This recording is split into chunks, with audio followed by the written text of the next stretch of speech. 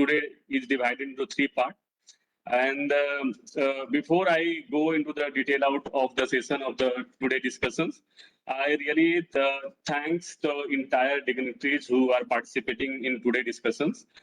My name is Sanjay. I work with the UNICEF Rajasthan office, and this whole program is designed and planned in partnership with the Rajasthan Police Academy and in leadership of the Rajiv Sharma sir, ADGP. As a part of this whole entire day discussions, a number of panelists, eminent panelists from the different states are to be the part of. From UNICEF, the chief will be there. Respected ma'am Santa Sinha ji will be there. From Rajasthan state, as a part of the moderator, Bipin Pandey sir, IG Civil Rights will be there. Harmeet Singh, Assam's police, he will be there. Manoj Abraham from Kerala.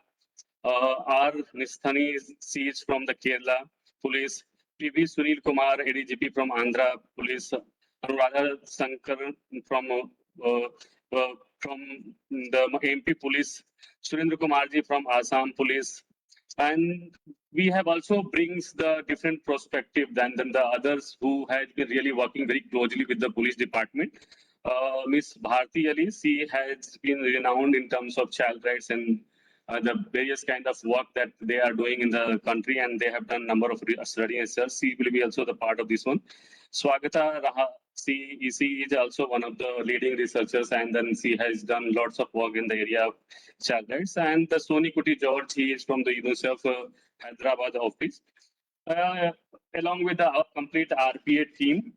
I don't miss the kind of the list of the participants who we expect to have a valuable input in entire sessions. With us, number of dignitaries who will be participating as a kind of participant, but I expect in the open discussion and the sessions, their valuable input will be the part of it. Dr. Rajendra Pal Singh, DGP Uttar Pradesh, he will be with us. Jan Narayan Singh, ADGP Uttar Pradesh, he will be with us. Dharmendra Kumar Singh ji, he will be with us. Ruchita Chaudhary, she will be with us. A number of other dignitaries. If I start listing it out, it's too many people who will participate, and the various participants from civil society and all. Just going into directly in the sessions, I give a little bit of brief before I introduce for the first session. This was long thought planned kind of consultation in which we feel that in last 10 years, before that also, but in last year after the coming up of the Juvenile Justice Act, then POSCO Act, and then Child Marriage and other act, police has also changed their way of working and then dealing with the children. And I really appreciate the entire country. The police official has taken various kind of initiative, and then they have really learned through the process and procedure that is mentioned in the various acts. So this is the kind of initiative that we have started from Rajasthan. We try to capture the kind of some of it. I don't think the 2 or 3 hour kind of discussion is enough time that we can capture everything that is happening in the country and done by the police officials. But we try to capture key or some of the learning that has been happening in the different states of the India. And we try to compile all the learnings, and then this will be not only useful for the Rajasthan, but we feel that this kind of document can be also very much useful for the other part of the country. So the whole session is divided into 3 parts. We try to make it in a way that one is like various law and policy and act the police is implementing in the different part of the country. So while implementing this law and practices, they have also done some innovations. So the first part is all about the practices the police has been taken in their concerned state. So some of them we try to capture, but we also want to listen while the open discussion from the other states colleagues who are participating to share their view, and we try to take it out later on in the documentation we will involve. The second part is all about what kind of different tools and methodology and techniques they have used to train and skill the police officials. So kind of police academy and other institutions who had used this kind of practices that we want to go through. And third session is all about we want to learn from the various civil society organizations and the child rights expert what is the skill gap and what kind of improvement, what kind of a scope that is need to be taken by the police department and get it concluded in the terms of the further way forward or suggestion or recommendations. So I not go in details of the other things, but in the first sessions with me, Wang she is a child protection specialist in Delhi office, working on exclusively on violence against children issues, and she has a vast experience in working in many countries. She has worked in Myanmar, she has worked in Thailand, and she has done a master's degree in terms of international law from the School of Orient and African Studies, and she has also studied from University of London. So, and she has been working here for more than 1 year in the country. So, in first panel, she will be the one of the speaker. Second speaker will be, I think there is no need to have an introduction. Respected ma'am, Santa Sinha ma'am, because she has been also former chairperson of the NCPCR, so she will be part of it. And with us, I not forget to introduce the Raju Sharma sir. He is a DGP and director. 90 batch IPS officer from the Rajasthan. So he will be also the part of the whole thing. So now I request Chi to start with her opening remarks about the whole consultation and her feeling and view. Chi. Thank you so much, Sanjay. I hope everyone can hear me well. And a very good morning. I think you are mute. We are not audible. Okay. Can you hear me now? Yes, we can hear you, ma'am. Yes. All right. A very good morning to everyone, to all the respected panelists, guests, and participants, and dear Mr. Rajiv Sharma, Director of Rajasthan Police Academy, and dear Ms. Asmita Srivastava, former chairperson of NCPCR, and other guest speakers and panelists along with the session today. My name is Vanchi Pham, as Sanjay has kindly presented, and I'm based with UNICEF Child Protection Team in Delhi. Currently, I'm in Nepal for a mission, and it's a great pleasure for me to be able to tune in and join this very important initiative that has been carried out by Rajasthan Police Academy with the support of Rajasthan UNICEF team.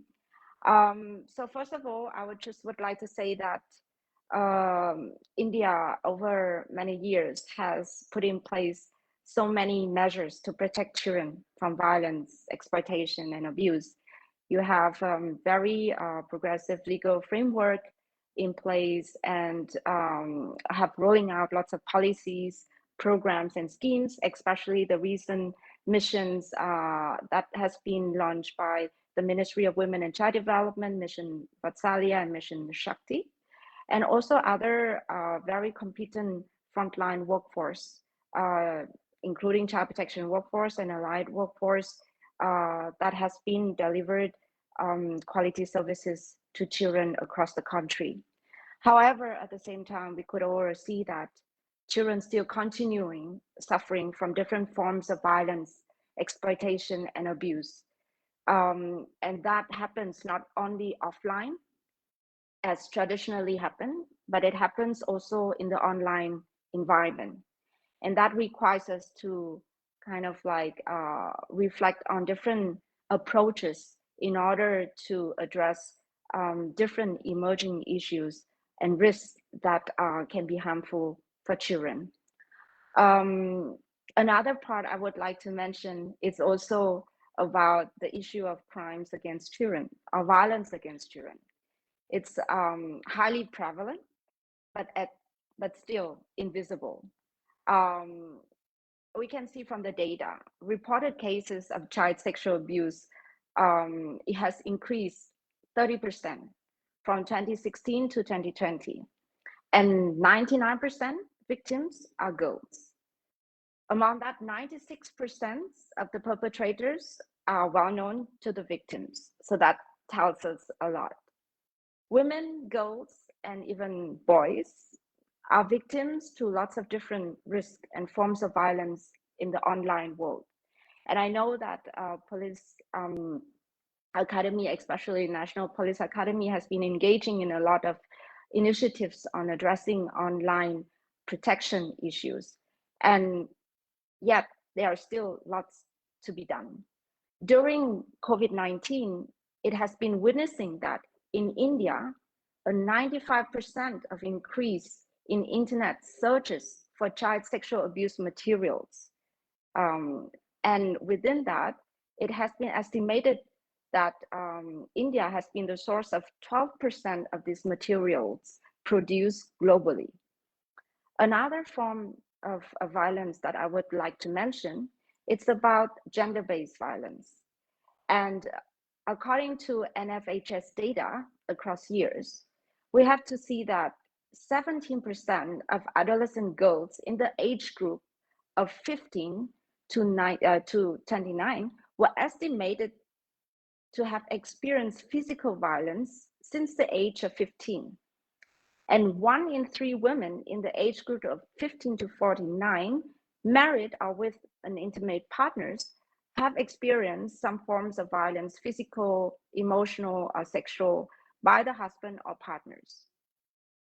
We can see that all this risk, it has been there already before COVID, and it has been further triggered by the COVID pandemic.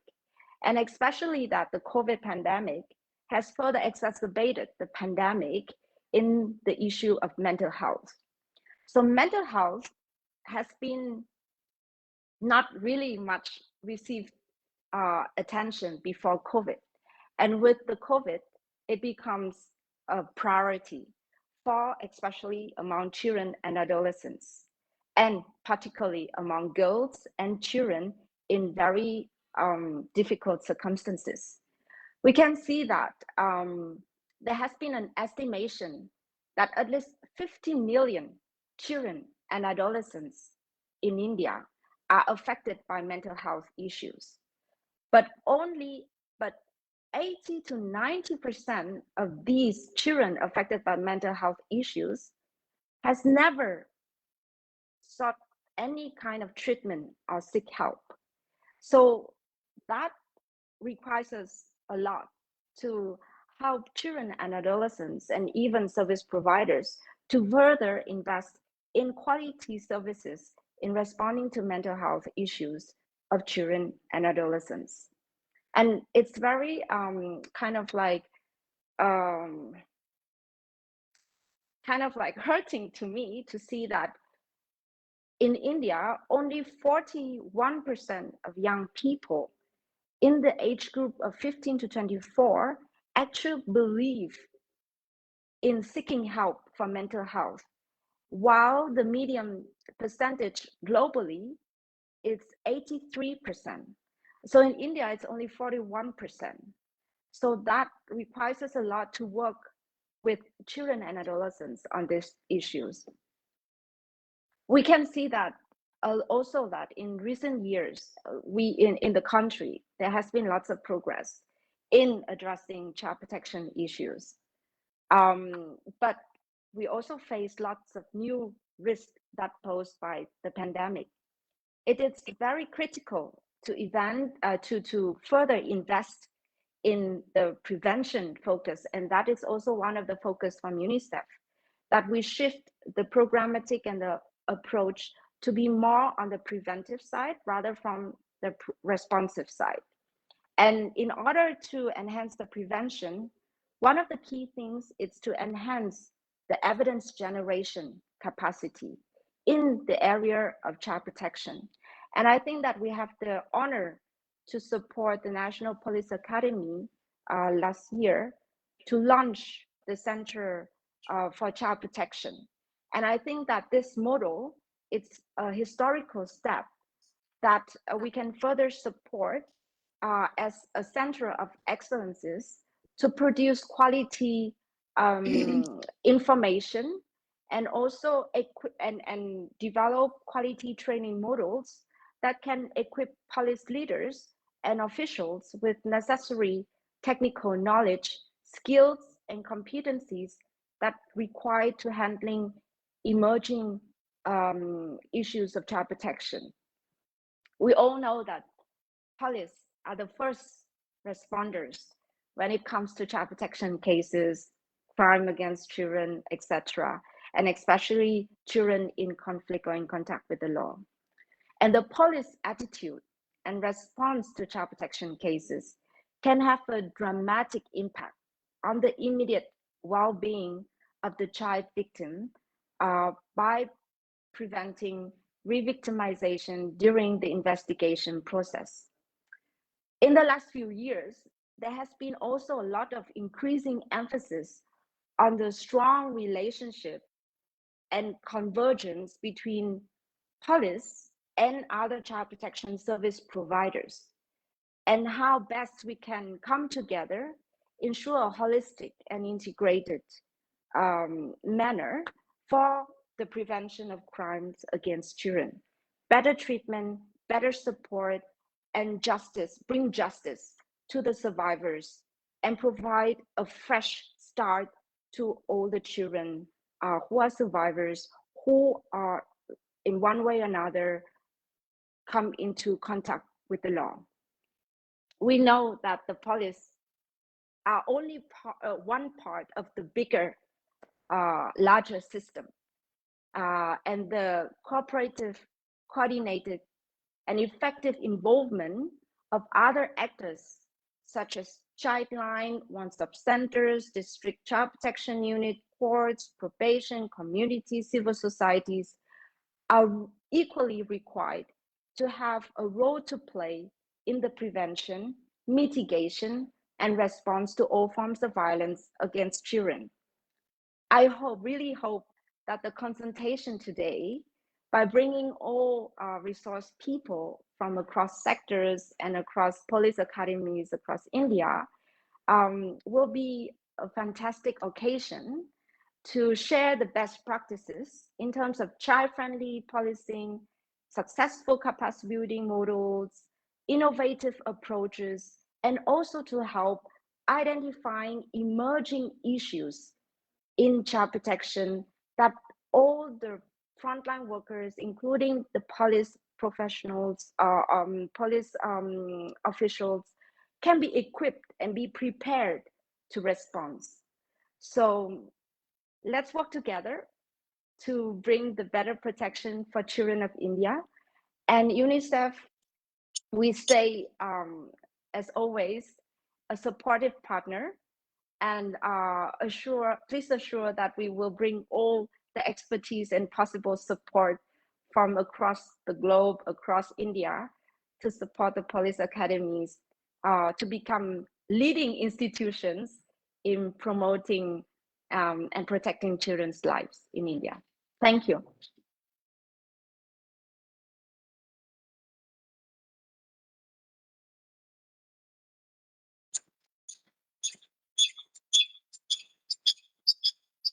Thank you, Chi. I think you have set the tone, and you have really highlighted some of the area that you talked about the prevention side is very much important, and especially children in conflict with law, the fresh start angle need to be taken into considerations, and so many more things that you have highlighted through the data and informations. Now I would like to invite Santa Sinha ma'am. I don't think it's much need a introduction. Ma'am has been working in this section from a very long time. She has been a founder of the MBA Foundation organization that work on the anti-child labor programs. And she has been a teaching line for a very long time in the Central University of Andhra Pradesh in political science. She has been awarded with the Padma Shri and Magsaysay Award, and she has also gained so many other awards in terms of working in the area of social sectors. Ma'am has been the former chairperson of National Commission for Protection of Child Rights.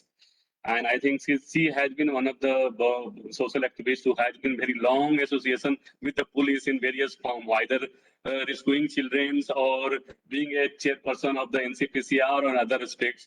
So now I request ma'am her reflections and the kind of input to make this whole consultation more fruitful. Thank you, ma'am.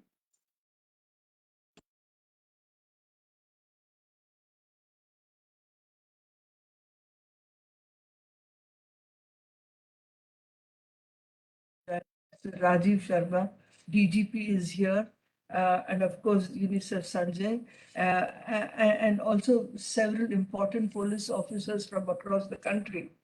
I must say that Chief stole my script. I have come prepared exactly to say what she said, and I don't know what more to say except repeat it in a different fashion. But even the sentences were maybe she copy pasted from what I wanted to say. But I Such think an honor. about children, the script is the same globally, and nothing new can be added, but what can be added new is the commitment and the dedication to get children their rights, their protection, their dignity, their safety, and that is why we are all here. Police are an important aspect of all this, and in fact, I would say an indispensable, force. The head constable in a village has the authority which even Rajiv Sharma would not have. That is the kind of authority police enjoy, and that is the kind of authority that people respect. So I think it is so important to understand the strength you have. The strength the police has as weapons in their hand is the authority that they have. It's not the weapons, the other weapons they have. And if we recognize, if each individual police officer recognizes the authority he has and how people respect them, fear them, and love them also, I think a lot can be done. It's not necessary sometimes, I feel, to have the infrastructure, to have more and more officers. What is important is that whatever you are as an authority, which people know that you are, is used to its fullest potential. Children will live with greater sense of dignity. I am saying this because in Hyderabad, some 30 years ago, the police came up with a program for street children and for other children without protection, the city of Hyderabad, and they called themselves Police Mama. And street children could go to the police station without, because the entire police force was at that time oriented on the fact that they are friends of police. And so there were posters talking about police mamas. And street children were all gathered together.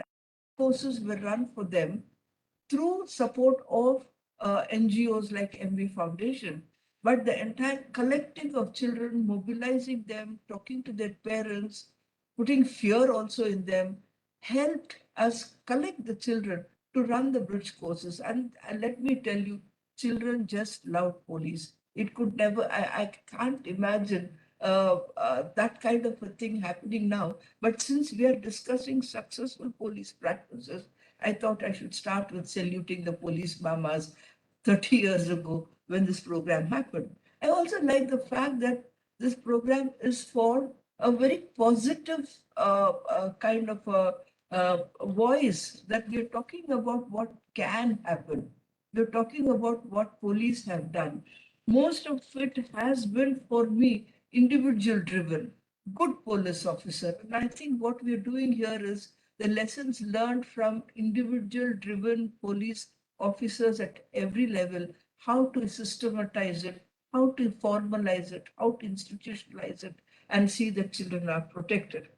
I might kind of, because now I'm free now, I mean, I don't have a script. So I might do something like, say, a moral science lecture, which you must have had in your school, and I will privilege my age to do this moral science lecture to the police people who are here. First of all, let me tell you that when we are talking about children and in this context, which again she had talked about after COVID, we are talking about a really emergency situation.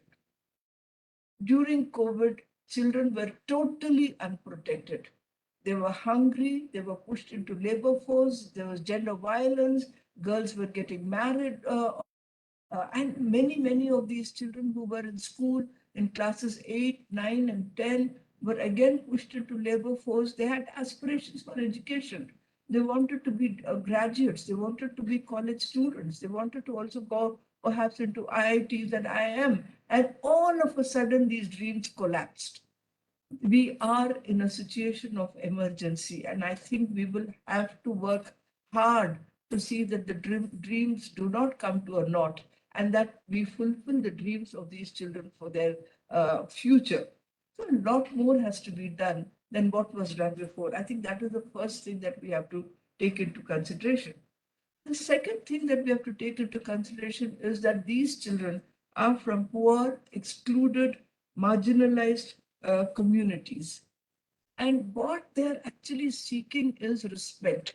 And I have seen how children who are poor are treated. I'm not saying by the police, but generally in the society, they face a lot of humiliation, they face insults, they face disrespect, they face violence, and they're not even called by their names, they're called by some nicknames that are being used.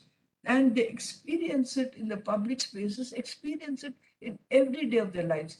Children don't like to be disrespected, more so the poor children. And I think this is a very important lesson that we have to take, that children have to be respected, and also that because they are poor, they cannot be further insulted. In fact, poverty itself is injustice, and these children are seeking justice to get out of poverty. And child poverty means not just income poverty. They have to get out of poverty in terms of getting into schools. There is a poverty in education. There's a poverty in nutrition. There's a poverty in hunger. They face so many kinds of poverty. Child poverty is larger than what we discuss as adult poverty. And they lack protection. They lack support. They cannot be responsible for solutions in their life. It is you, me, adults who have to give responses for children who are going through child poverty. So let us not equate child poverty with poverty as a whole. And it is our business as adults to take care of children and their poverty. Having said this, I think I will also have to say that, again, as Chief has mentioned, that there has been radicalization of laws in the country. In fact, I'm sure the police also must be overwhelmed by the so many laws and the kinds of so many varieties of skills they have to attain to, in fact, implement the laws. We have the Child Marriage Act, we have the Child Labor Act, we have the Juvenile Justice Act, we have the POCSO. Then, of course, even if police don't have the role, the Right to Education Act, there are so many acts that have come up which are very progressive, which are very radical, which are actually transformatory, for which police has an additional responsibility. Having said this, I want to say that we have to recognize that it is not easy. Why is it not easy? Because there is a hidden power relationship when we talk about protection of children. We have to recognize that the path of getting children their rights is a path of resolving conflicts. And this path of resolving conflicts has to be in favor of children and not in favor of adults. Say, for example, just 2 weeks ago, I had come across a case where a girl was sexually abused by her father, repeatedly abused. Then she had to tell her mother, and both of them went to the police station. This happened in Telangana. When they go to the police station, the police is quickly, very quick response is enter into the diary and register an FIR.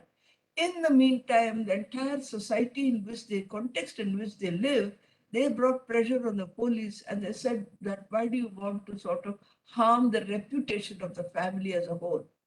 And then there was even within the village a lot of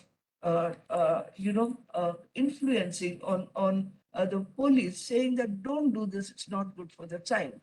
At this juncture, I think police have to take a point that they will not go by social compulsions. They will go by what the child needs and what the child's rights and entitlements are. And they have to see the power relation operating where the child's voice is being curbed. So I think that is so important. I do not know how much more time I have, but what I want to sort of flag is that you must be informed that there is something which I often call an adultarchy. People have called patriarchy when there is a gender discrimination and when there is a male dominated values. I think there is something called, I would say, an adultarchy, where adults have not learned to look at the power relations. It's so easy to slap a child. What gives the adult a power to slap a child? In our own families. I think that has to be broken. There is a greater responsibility that we have to break this power relations. And I think police in their action must break the power relations. Although we don't have to be explicit about it, it's so important that we do have come up with sort of many such examples where we are trying to protect the employer on child labor cases because we think that the employer is actually protecting the child. Simply no, that action against employer has to be taken. The child has to be in school. And when we send the child to school, a girl who's abused sexually, the school won't accept the child because she's already gone, she's become a bad child. So I think there's a lot of orientation that has to be done, that a child who has been molested cannot be discriminated against, and that she has to be given the dignity. She's not at fault. So I think these are the things that we have to do. But coming to some positive practices, which I have witnessed, would be the Operation Muskan, which the police has done brilliantly, I would say, in Telangana and also in Andhra. I think there's a lot to learn from the practices of, again, a coordination between civil society and the police as equal partners. It's so important to, in fact, highlight the equality in partnership between NGOs and the police. One is not a beneficiary and the other the benefactor. They are both working together, and I'm sure that will be shared in the sessions today. Then the Saki program, where there is this one-stop center, which I think has to be emulated. And in that program, you find that the possibilities of recording the statement through WhatsApp, through video calls of the magistrate, of the police, of the CWC, without re-traumatizing, without re-victimization. I think there's a lot to learn from the Saki and one-stop centers that are there, and the Bharosa program there. Then there is, of course, the district task force on child labor. They were very active at one point of time where the collector was chairing it and the SP was also in it. I think this will have to be emulated. Then, these are some of the very important, impressive programs that I have known. But finally, I think I would like to say that we are in the business of giving justice to children. And as I mentioned again, police is indispensable. What we are here is actually asking for justice. Raising the question, is it fair for a child to be out of school? Is it fair for a child to be hungry? Is it fair for a child to suffer violence? Is it fair for a child to be sexually abused? No, all this is unjust. And there are laws to protect children not to go through this rubric of insults and humiliation. So what we are here as police is to render justice to children. More than rights. Rights are, of course, important, but I think in protecting children's rights, we are rendering justice to children. And I'm so glad to be here today talking to the police, who are the key persons to render justice to children. Thank you very much. And I wish the consultation all the success. Thank you, UNICEF and Rajasthan Academy, for making me part of this program. Thank you, ma'am. I think your valuable input is really very much critical for us to lead the today half-day discussions. Ma'am, I think you have really highlighted some of the points that is really very much important and great lesson for all of us who are participating in this consultation. That we talked about the disrespect and the respect for the children area. You highlighted that police is indispensable, and that is another area that you have raised. And I think you have highlighted 4 or 5 successful model, the Sakhi, the One Stop Center, the District Task Force, Operation Muskan. So with us also today, Dr. Ilyas, he is the assistant director at the National Police Academy, and I think we will try together somehow to collate all the lesson learned and all these kind of the good practices and make a policy document. So now, thank you for your contribution, madam. Now I call Dr. Raju Sharma. Sir has a very long history, and I think he has served the nation in various roles and responsibility. Uh, he has been a long time in the CBI, and he has also headed the Center for Child Protection that was run by the Sardar Patel Police University in Jodhpur for the long period as a director. And Sir has been worked as a UN Peace Mission also, and has been awarded with the President Award and then other number of awards. And I think Sir has been a critical guiding force for all of us, and always pushed us to try to make the whole policing system somehow better and more effective.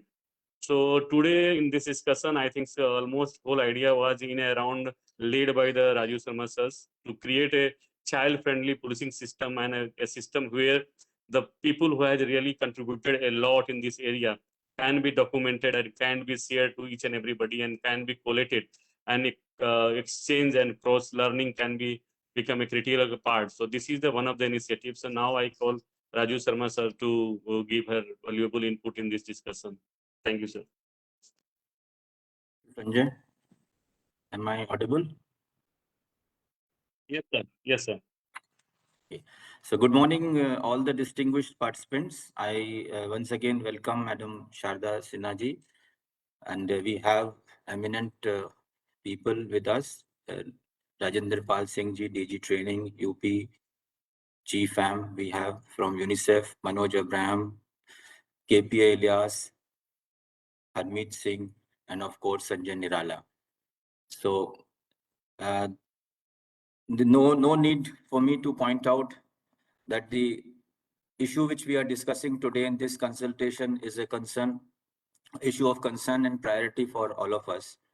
And thankfully, everybody all over the country is doing its bit and strengthening the child protection system as much as possible. Major leap in 2012 with anti-human trafficking units being set up, then followed by JJ Act amendment, and with the introduction of child welfare police officers and setting up of SJPUs. Amendments in laws made punishment more, added increased punishment, including death penalty in some states. But the number of cases against children continues to be a cause of worry. And adding to this problem is the growing instances of online crimes, which have increased from nearly to 300 in 19 to 1100 in 2020. So there is, of course, a need for us to pause and introspect, to evaluate our efforts and to see if we are missing out on something in our efforts and whatever we are doing. So today's consultation is basically an effort to bring some of the key personals who have been actively contributing, developing and consolidating the system's response to this challenge. It's in a small endeavor to get child right crusaders on one platform and sit together and take a while to look back, acknowledge the current status of child right protection system in the country, and to decide together how to take the next step to do it better by learning from each other's experiences. Needless to say, the subject derives much more priority in our today's day-to-day life, but whether this has been translated across to the constable on the beat. So that is a challenge for the senior functionaries to instill that kind of responsibility, to instill that kind of urgency in the mind of our people working on the field, that this issue needs their attention in a similar way as other important functions of police duty. Mental health, as rightly pointed out by previous speaker, is another area of concern, especially after a long spell of COVID restrictions, which forced children to stay at home and tremendously increased their presence online for either for educational requirements or for their entertainment. So in this background, today's consultation is of great importance and an opportunity for all of us to work out a way ahead together for a better tomorrow for our children and to channelize and synergize the energies which we have been putting in all through. So I will stop here, and because we have so many distinguished people among us today, and so much of experience in today's consultation, so we would like to hear them all. And I would also request the participants who are not among the panel, but since they are attending it online, so please do intervene, to please do find an opportunity to put forth your views and your suggestions whenever there is a chance, so that we can make this exercise more meaningful, and we can compile the outcomes of today's discussions for each of us use in future to come. So once again, thank you very much all of you for joining and coming together on this platform to discuss this important subject. Thank you. Over to you, Sanjay. Thank you, sir. Thank you. I think the guidance that you have given, we try to capture and then note it down and make a very useful document that can be used for the further reference. Now with us to lead the second session, with us, Sir Bipin Pandey, sir. He is IGP Civil Rights, and sir has also a very long experience working on the various issues of children's and women's, and then especially the children who are traffic and all. So now I request Bipin sir to take a lead of the next session, and this is all about the intervention and the good practices on the effective policing practices of ensuring child protection in the country. So request you, sir, please take a lead. I think each and every session will be the 10 minutes from the individuals, and we have a 10 to 15 minutes for the open discussion and the question asked by the team members. So now it's handed over to you, sir.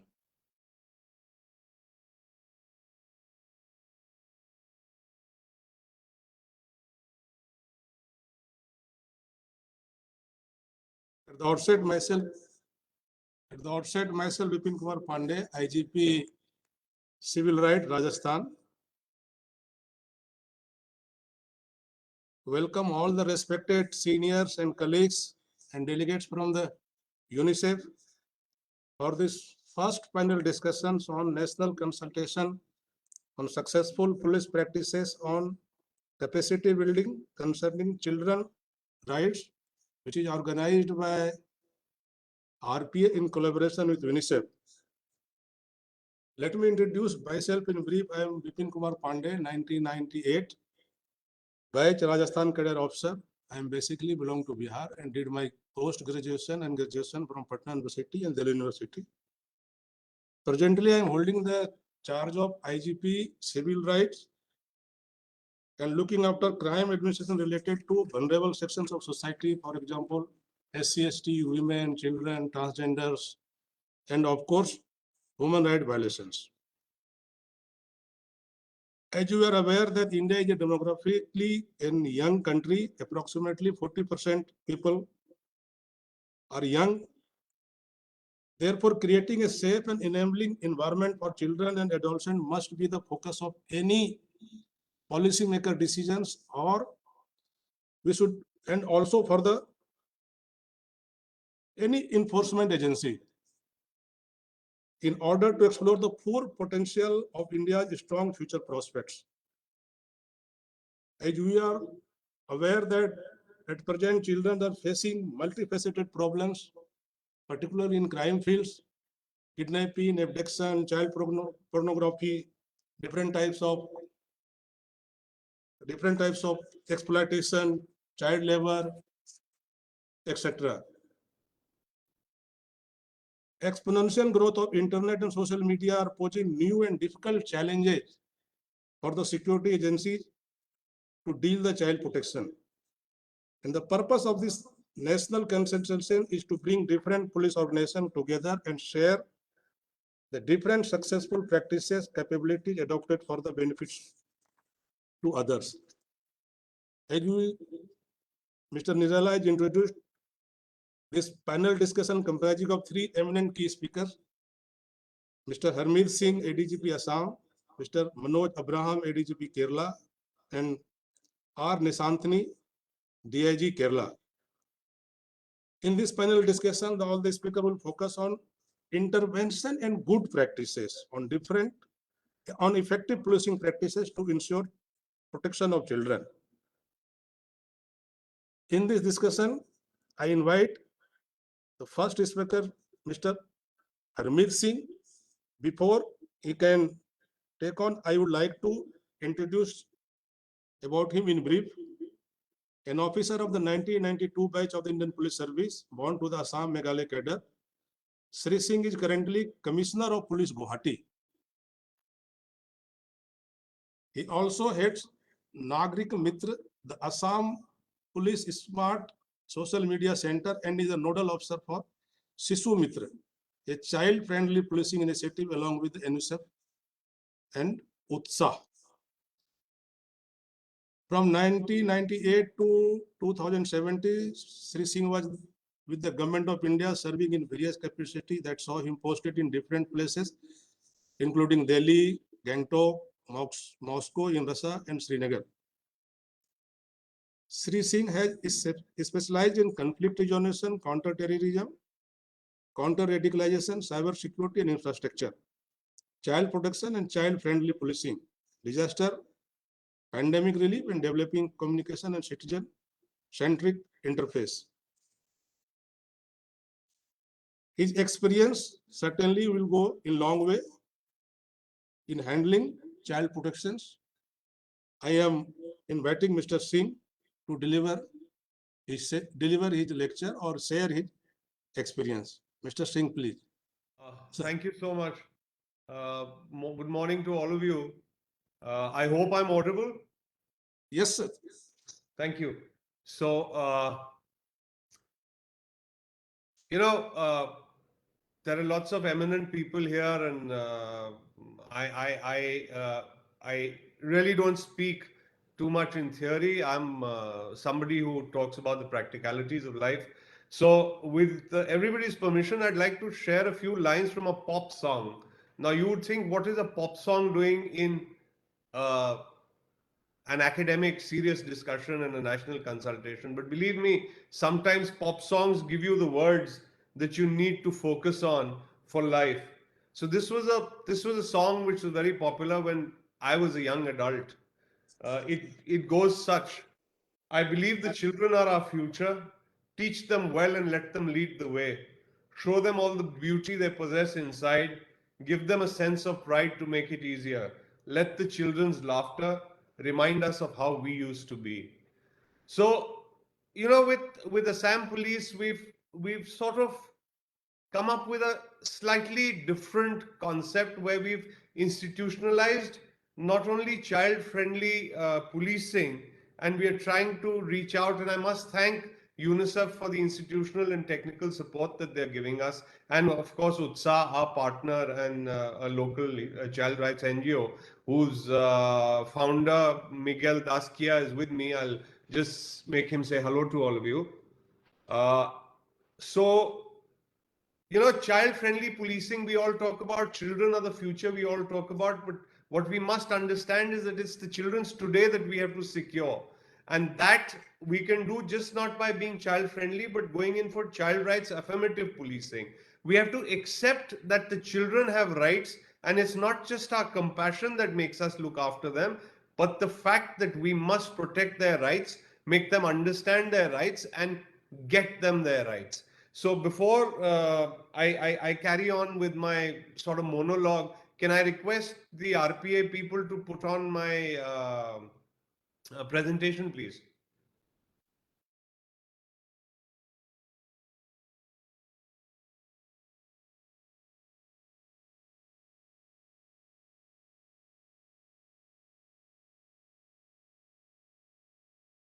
I think the slideshow is not come on. Can someone do that, please?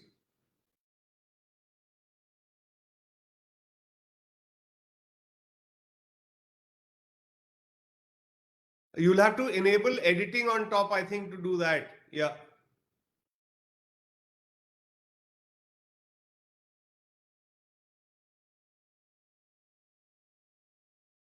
Okay, so just a nice visual.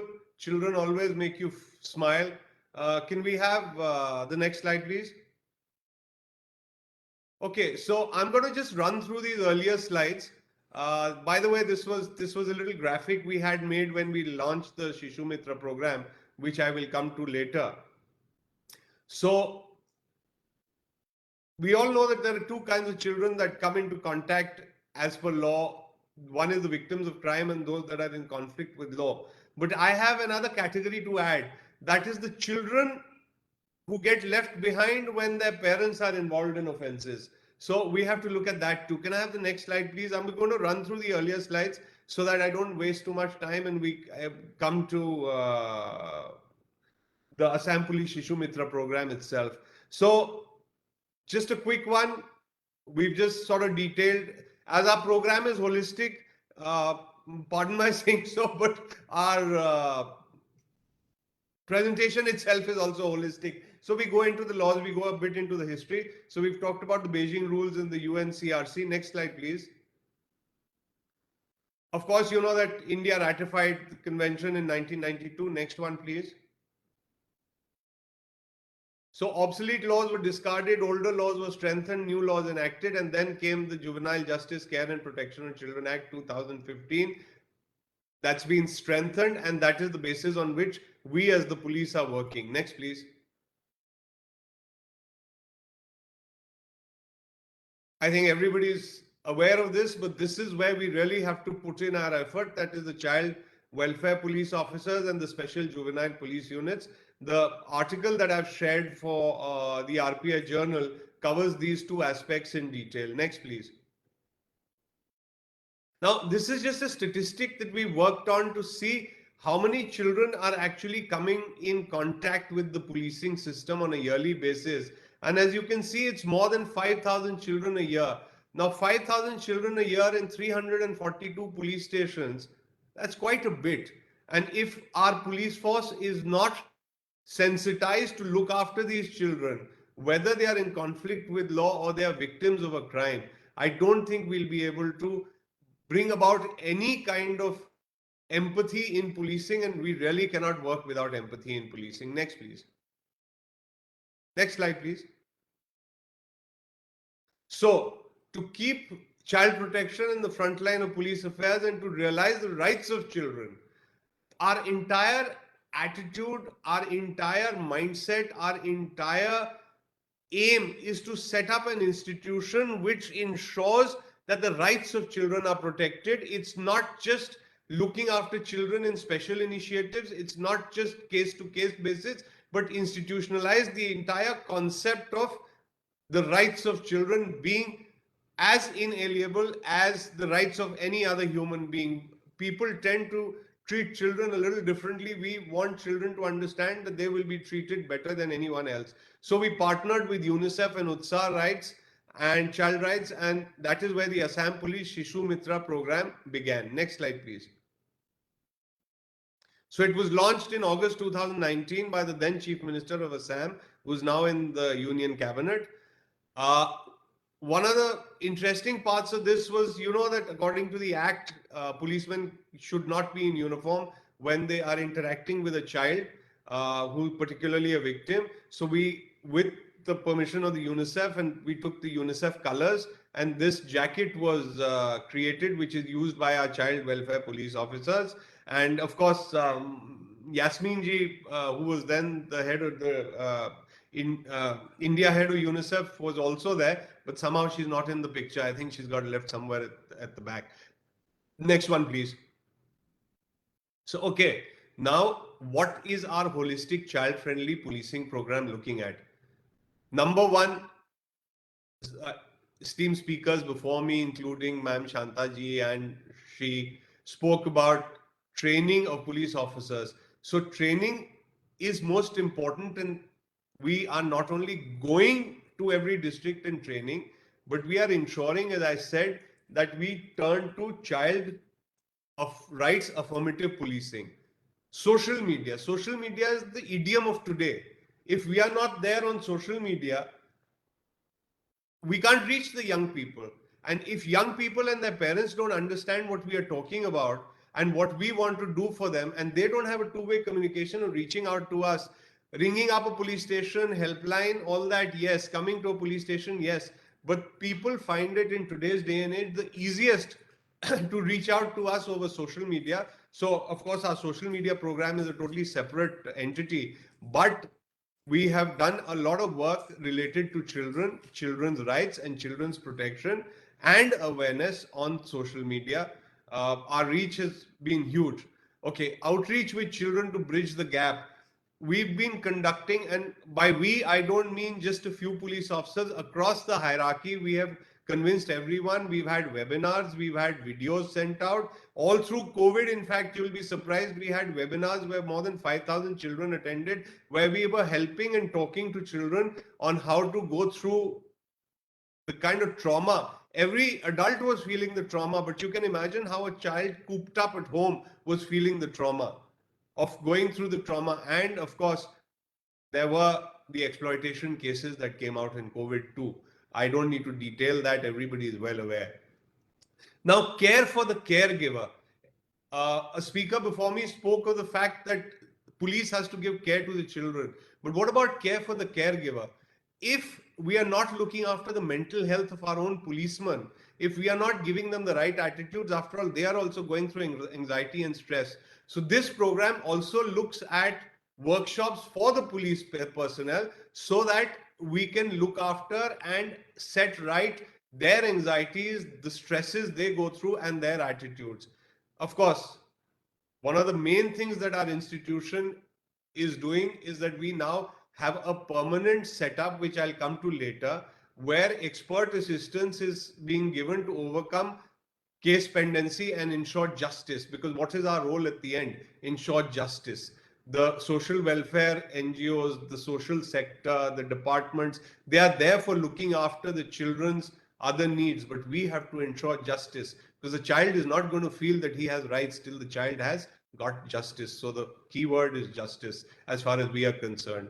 Technical resource support. Every case related to a child from the center, which I will talk of later, is handheld from the beginning to the end. Convergence with other stakeholders. You know, you have the state legal services authority, you have the district legal services authority, child welfare committees at the district and state level, child protection units, children homes, open shelters, observation homes, special homes, the works. But everybody in all over the world, it's not just in India, I've worked in other places too, tends to work in silos. So unless you bring these silos together and there's convergence, you cannot ensure, you cannot achieve what you are going out to do. Child-friendly infrastructure. Now, this is something that's very close to my heart. So at the moment, we are going through a complete overhaul of the police system, which is every police station is being developed infrastructurally, and every police station, 72 we've already done, the rest of the 200 and something are going to get done very soon. Every police station has a child-friendly corner with toys, books, murals on the walls, posters. The child comes in, whether it's a victim, whether comes in with their parents, whether the child is found somewhere, a lost child, any kind of child. A child gets an environment in the police station where the child can actually feel comfortable and spend time. The content seems to have gone off. Thank you. It's back. So a child-friendly corner, child-friendly infrastructure in every police station. We are making the police station environment child rights affirmative. To promote child rights, to sustain the narrative of child protection within the police, this goes hand in hand with training, soft skills, and regular talking to our people. Apart from a formal annual training program that we have, as part of the Shishu Mitra program. We also have webinars. We also have, by the way, just to share with you, the Assam Police, we have designed, and our optical fiber is down till the police stations now. So all police stations are going to be connected on video conferencing right from the Chief Minister down till every police station. So every policeman can be talked to, and our experts, our friends from the social sector are going down to every police station and talking to every police person, not just child welfare police officers, about how to be child friendly and child affirmative. Next slide, please. Just some visuals to make you understand the kind of stuff that we are doing. So these are not just workshops which are, I talk and you listen kind of things. So these are involved. You can see some ice breaking activities going on. So this we did for the Guwahati Police Commissionerate, and it's not just skills and competencies that we are looking at. It's also attitudinal change. Let's not beat about the bush. The amount of negativity that a policeman or a policewoman faces in their life of work, a certain cynicism and negativity does step in. That does reflect in the work. We are trying to counter that. So you can see a workshop going on, and you can see it's a kind of an interactive workshop. These are things which are new for the police personnel themselves too. Next one, please. Next slide, please. So 300 child welfare police. Can you go back, please? Yeah. So we've had one round, 300 child welfare police officers across 23 districts, all districts of Assam. So here you can see Miguel, he leads the team himself when they go out into the field.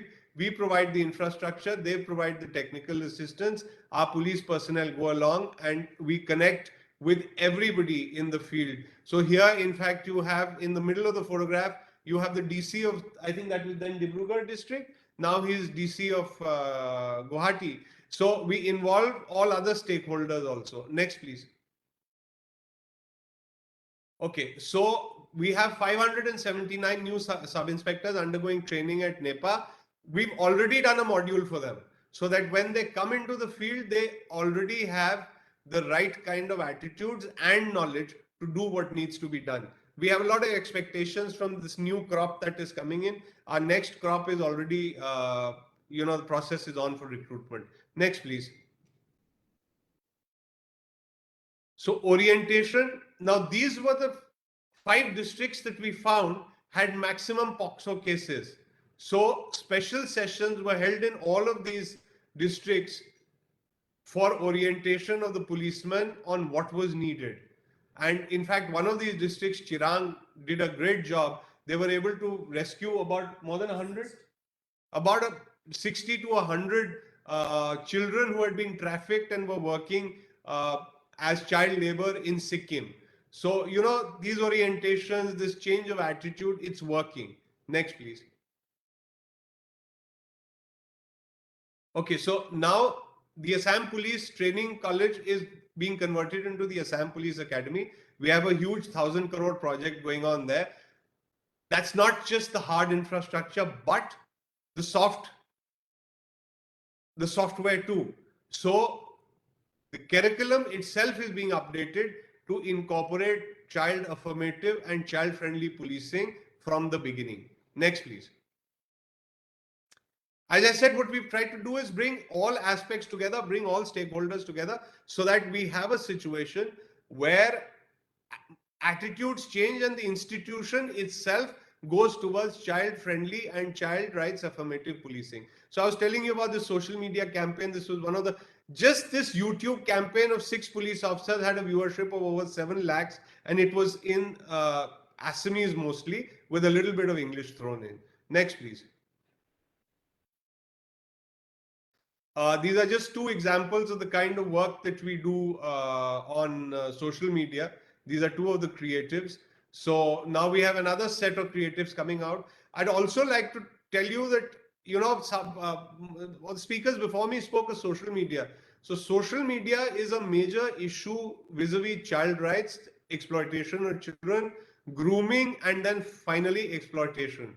So not only are we running it within the Assam Police Shishu Mitra program, Assam Police has also started a major campaign on sharenting. That is parents sharing too much information about children on social media, thus making children a target. That, of course, is a subject for a complete talk in itself, which we've been doing at various places across the country and internationally too. But sharenting is a major issue, which I have even flagged with our local UNICEF people that even they need to start looking at, because sharenting is your next problematic area. Thank you. Next, please. Slide, please. Okay, so during COVID, again, webinars, that's our DGP on the top left. That's Surinder, who's attending this seminar. That's Diganto, who's now our Home Commissioner.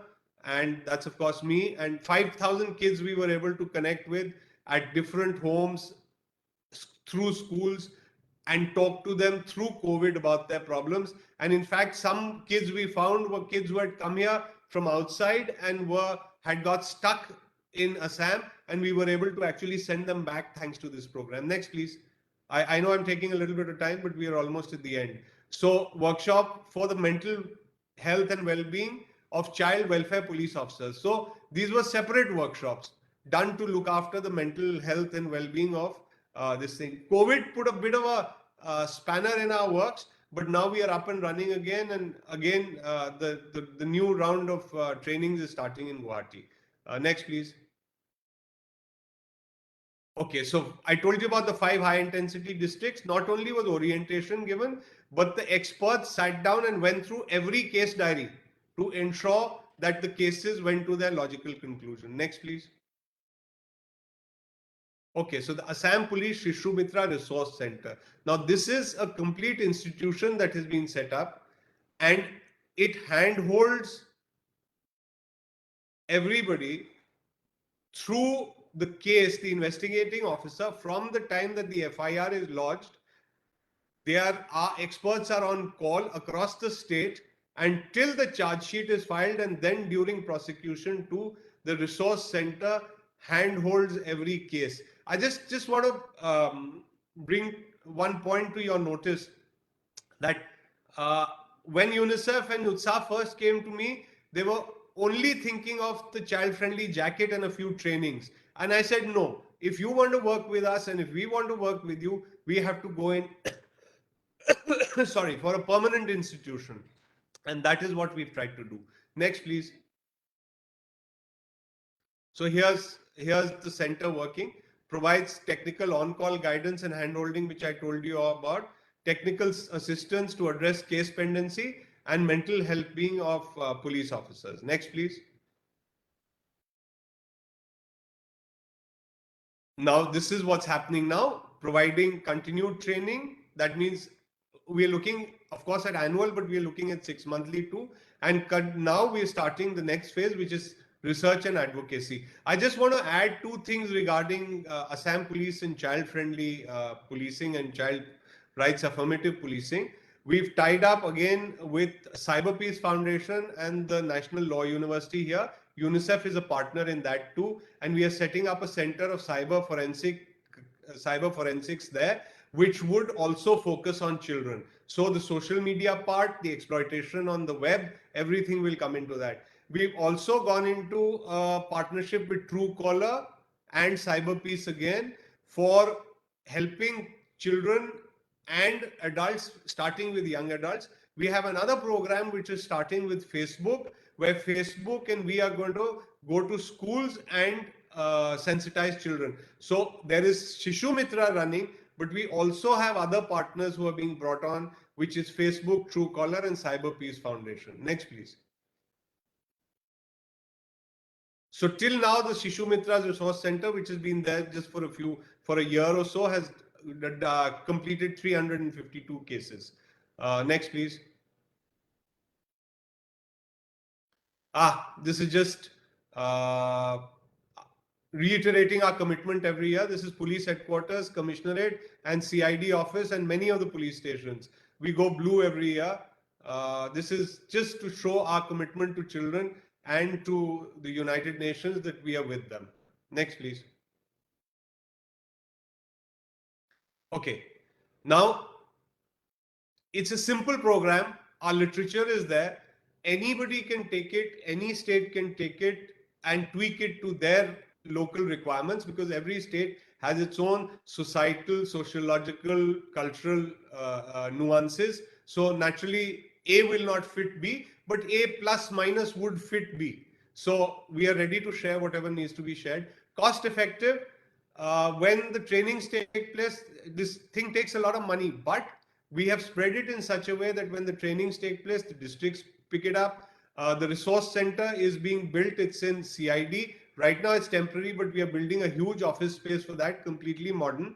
And UNICEF is providing the funding for the entire technical support. So together we've been able to make it very cost effective. So it's not or one lot of people who have to bear the cost.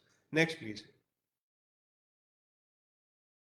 So these are just, I know, up Hindi में कहते हैं अपने मुंह मियाँ मिट्ठू, but since we've started, we've received a SCORT and a Governance Now award. Next, please. So this is finally what we are doing, what we want to do, and what we will continue doing.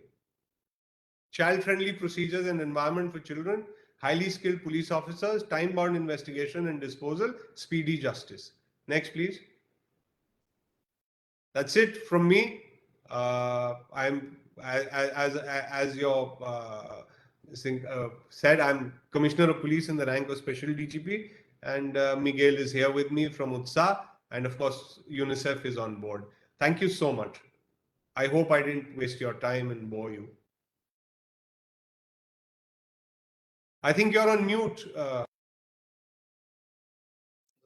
Thank you, thank you, Arvind sir.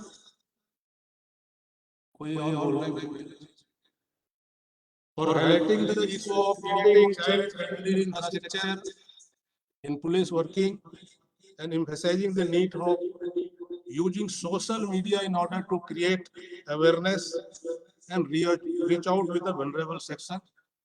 I think certainly what Assam Police is doing will be beneficial to other states, certainly. Now I am inviting Mr. Manoj Abraham, ADGP Kerala, for sharing his intervention, what Kerala Police is doing, and certainly his personal experience, whatever he is having. Mr. Manoj Abraham is currently the ADGP Police Thiruvananthapuram and the head of the cyber security in Kerala state. He worked as Superintendent of Police, Pathan, Mitha, Kollam, Kanpur districts, followed by a 7-year stint as a Commissioner of Police, Cochin and Thiruvananthapuram city, and a 5-year tenure as IGP Thiruvananthapuram range. He has done a lot of work in the area of community policing and has also co-authored a book called Global Community Policing Problems and Prospects, published by Taylor and Francis Publications. He is also the architect of Cyber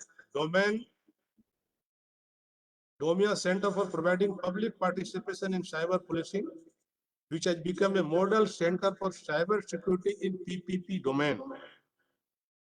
He has won many national and international awards in the area of cyber crimes and cyber security, which includes the Interpol honor, be a champion for child protection for the work done with regard to the preventing online crime against children.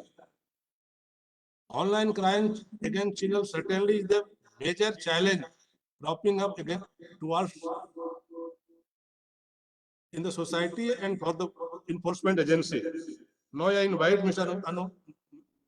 Manoj Abraham for sharing his experience. Please, sir. Good morning. I hope I am audible.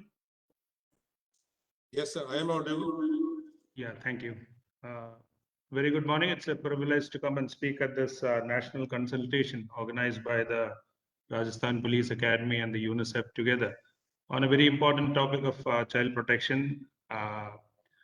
I'm sure that the eminent speakers before me, Harmeet Singh sir, and all those people have really highlighted the problem and what we can do in securing our children, both on the online and offline platform, and what the police department needs to tune in the good practices that are there. So I won't really look at the problem. Can I have my PPT, please, if it's ready?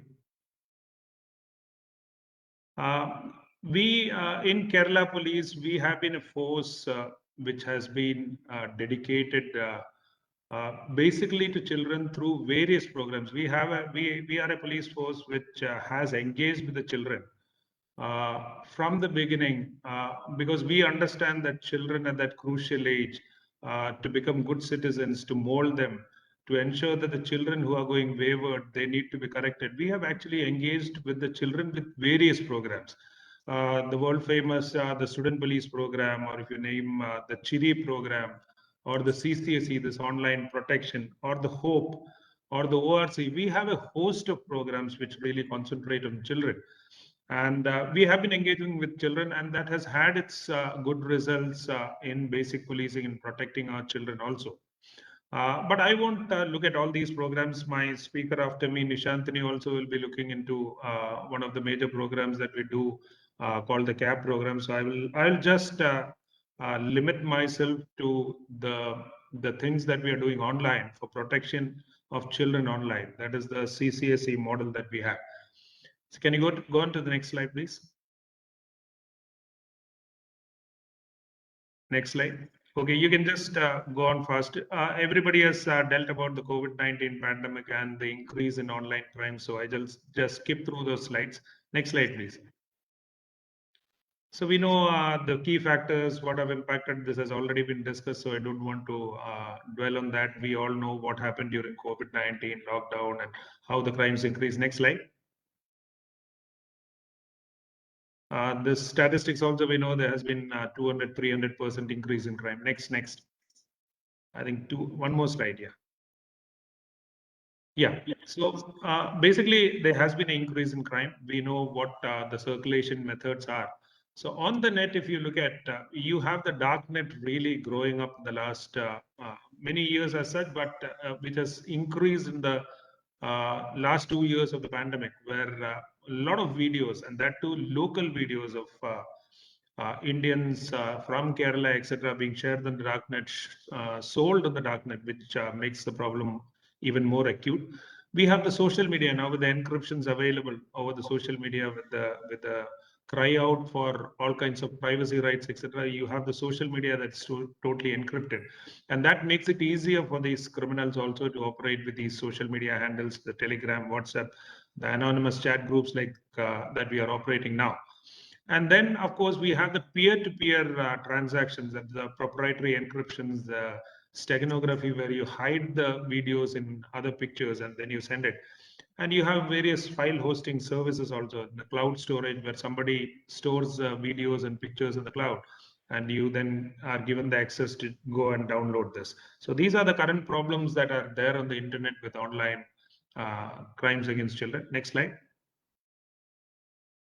So these are the trends that we see, the new trends that are coming up, where we have the live streaming of child sexual exploitation material coming up for payment. This was there in Philippines and a few South Asian countries, but now if you pay money, you can actually, from the webcam, you can actually see a live content of any child being exploited, where you can actually ask for some things to be done. So this is another major problem that are coming up. We detected a few things in India also connected to live streaming of child sexual images also, where they cover the face of the child and then the exploitation is given live on the payment of good amount of money. You have Telegram groups also. Telegram groups, after the police started detecting them, what they did is they actually make it like a channel where only the admins can post. And then they really transmit all these CSAM material, which makes it almost impossible to detect, go into those groups, because you can't really do anything. The traditional police practice of trying to be a decoy doesn't work in such cases. Then we have the problem of WhatsApp groups being created by the fake numbers, Zoom bombing, animated this thing. These are all common things that has already been discussed, so I will not go into that. Next slide. So what we did in Kerala a few years back, 2017, understanding the sensitivity of the problem that a lot of online material, CSAM material is being transmitted through the social media, through the online medium. We actually started an exclusive cell, 24/7, a CCSE cell called the Countering Child Exploitation Cell. And this was a 24/7 cell, an exclusive cell, which looks into only online crimes and is working 24/7. This we actually started with a lot of international connections, a lot of international partnerships. One of the major partners were the ICMEC, the International Center for Missing and Exploited Children. Of course, we have a lot of partners in ICMEC, the Interpol, a lot of ICPF, the Bachpan Bachao Andolan, a lot of NGOs working in India and abroad, including the Interpol Center for Children. They all work on a platform with us, and we have been, because of those partnerships, because of these international connections, we have got a lot of assistance with these tie-ups that we have got. Next slide.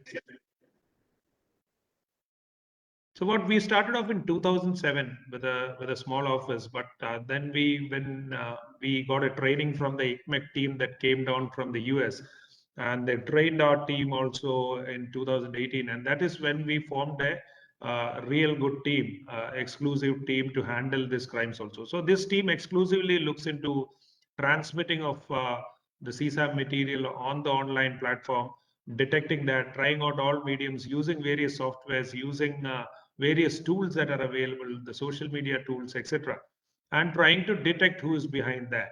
And over the years, we have conducted, collecting a lot of information after that. We have conducted a lot of raids, which is titled the Operation P Hunt. And over the years, we have been very successful in this regard, particularly during the pandemic when everything was closed down and when these crimes also went up. We didn't close down our the CCSE cell. We actually activated it.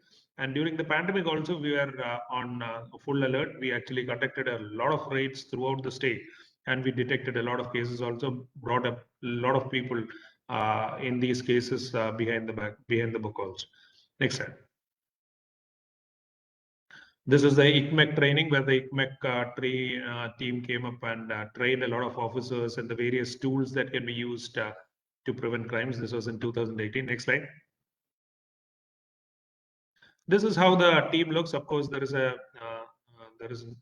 a very informal kind of arrangement, but still that is how the team looks. We have a ADGP at the top, then we have a IGP, then we have the CCSE cell, which functions 24/7, collecting all this information. And then we have the various cyber cells, cyber domes, the cyber police stations now, which actually gather and which actually go and do the raids.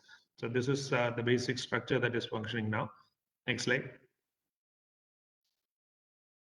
This is the most important fact in this online world. Without partnerships, without interactions, without international collection, you can do very little. And the success behind the CCSE Center has been the collaboration part, where we are almost collaborated with every stakeholder that is available.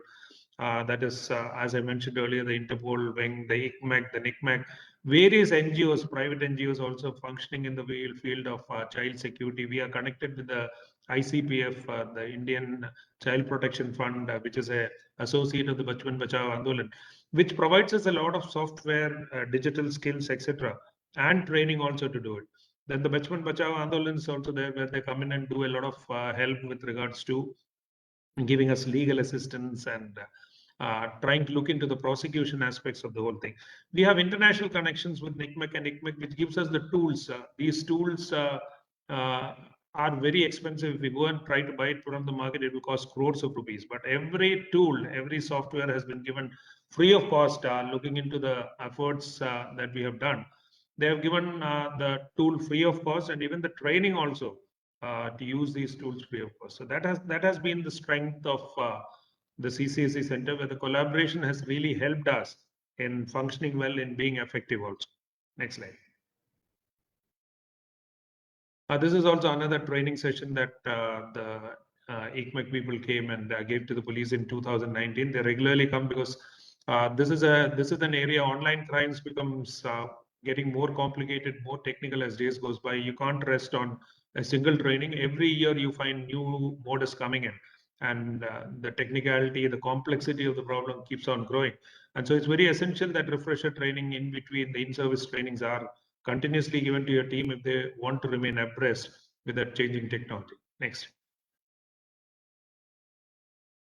So if you look at the last 2 years itself, we have conducted around 1,210 searches on Pakka information that's based on the information collected. We have registered around 548 cases and 442 people already arrested, which is a phenomenal number considering the online crimes against children only in Kerala. So that is a major problem, and this is everywhere. It's not that when I talk of Kerala, it's not a problem that is Kerala specific. There's a global problem. It's there everywhere. When we look at the various tools that we use to handle these crimes, we can actually geographically limit it to any area, and we find that this problem is acute everywhere. And this model itself is to just show that we need to really wake up at all these places and ensure that these crimes are really detected, because generally no complaints come up in this case. In these cases where images or videos are being transmitted, you can rest assured that very few complaints will come up. So the traditional way of getting a complaint and then going and detecting those cases will not work. The police has to take a lot of suo motu action to detect these cases and bring the culprits to book. Next. We arrest a lot of admins also in child pornography cases. We try to get to the root so that the admins don't repeat that mistakes. We give a lot of publicity also to ensure that these people don't indulge in their crimes. A lot of social media groups we have detected, particularly related to Kerala. Of course, we get a lot of groups that are operating from other parts of the country, other parts of the globe. But at least those that are operating from Kerala, we have detected and put them behind bars. Next slide, please. So what another strategy that we have adopted is not only detection, we have given a lot of publicity to all the activities that we do, not to beat our back or saying that we have done a great force, but the deterrence part is there. When you catch somebody, when you give a lot of publicity on that, saying that in spite of all the encryption tools that you use, in spite of all the Tor or other VPN that you're using, we are able to get to you. So that is a big deterrence to the many of the criminals that are there. Of course, the hardcore will never go through, but still it's a deterrence to many people who are on the pipeline that the police is very active and they can get through all these encryptions. They're using a lot of tools. So there is a lot of deterrence in the state also. We see a definite decrease after we conduct a raid. At least for 6 months, we see the activity in this regard has really gone down. And so the publicity angle also is very important, where through the social media, Harmeet Singh sir was saying also that you need to use your social media also very effective, where publicity really helps in deterrence and in spreading the message, inviting complaints also. That is also very important when we are handling children on the online platform. Next slide. Then by the success of this, we actually opened up a CCSE center, which you see in the background. The Honorable CM came and opened an exclusive center where we have people looking into these crimes only on the online platform 24/7. So this was also another successful move that we did last year. Next. The tools that we use in CCSE, I just wanted to mention it to you. Next slide. The important part is we have not spent even one paisa on all these tools. Some of them are, of course, the free tools that are available, but all other tools have been given free of cost by the international agencies that are working with us. They are ready to give it to any police force that shows the determination or the intent to really work in this regard. Many of these tools are very expensive tools, which will require a lot of money to really purchase from the open market, but these tools have been given free of cost to us. Tor, of course, you know, ICA Corps is one tool where you can actually geofence these sites. Suppose I want to identify who is going into these sites that are uploading, downloading CSAM material.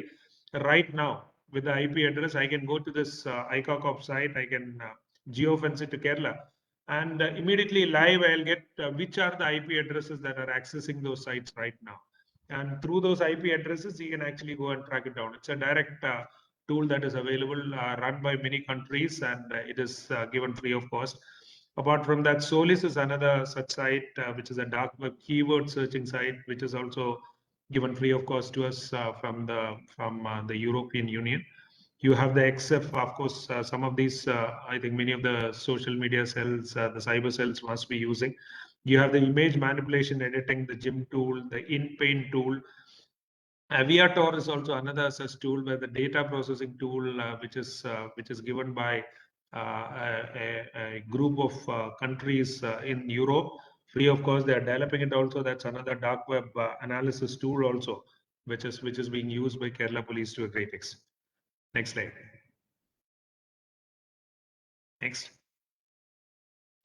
ICA Corps, as I mentioned, is supported by the National Crime and Justice Training System. This I encourage every police force to actually use. This is a very straightforward tool, very useful tool where you can identify people directly through the IP address. The IP address will automatically be detected immediately. You can know who are the biggest users or downloaders or uploaders of CSAM material in any state, any place as such, just by using the tool that is available. And the ICA Corps is an agency which is ready to give it to any police force that shows the dedication to use it based on the conditions. It's a very useful tool. So I encourage most of the police forces to really contact them. And if you have any problems, you can get in touch with me. I can put you to the right person to get the credentials for this tool also. Next slide. Of course, in Cyberdome also, we have a secure site where people can report suspicious activity also, because many people in the social media, etc. You need to have an anonymous place where people can come and without giving out their credentials, report some activity. So we have a reporting portal. We have one of the biggest social media following anywhere in the globe in our Facebook pages, in our other social media pages also. That's another important means where we get a lot of information from the members of the public also, that child pornographic material is being distributed or being transmitted by this person or that person. So that medium also is there where you get a lot of information from the public. Next. Next slide, please. This is, of course, the 8 steps. This is the standard steps that we utilize to do that. From steps where the child is abused, we come to know the information that photos or videos are being uploaded on the material. It is shared online, then it is discovered by the police.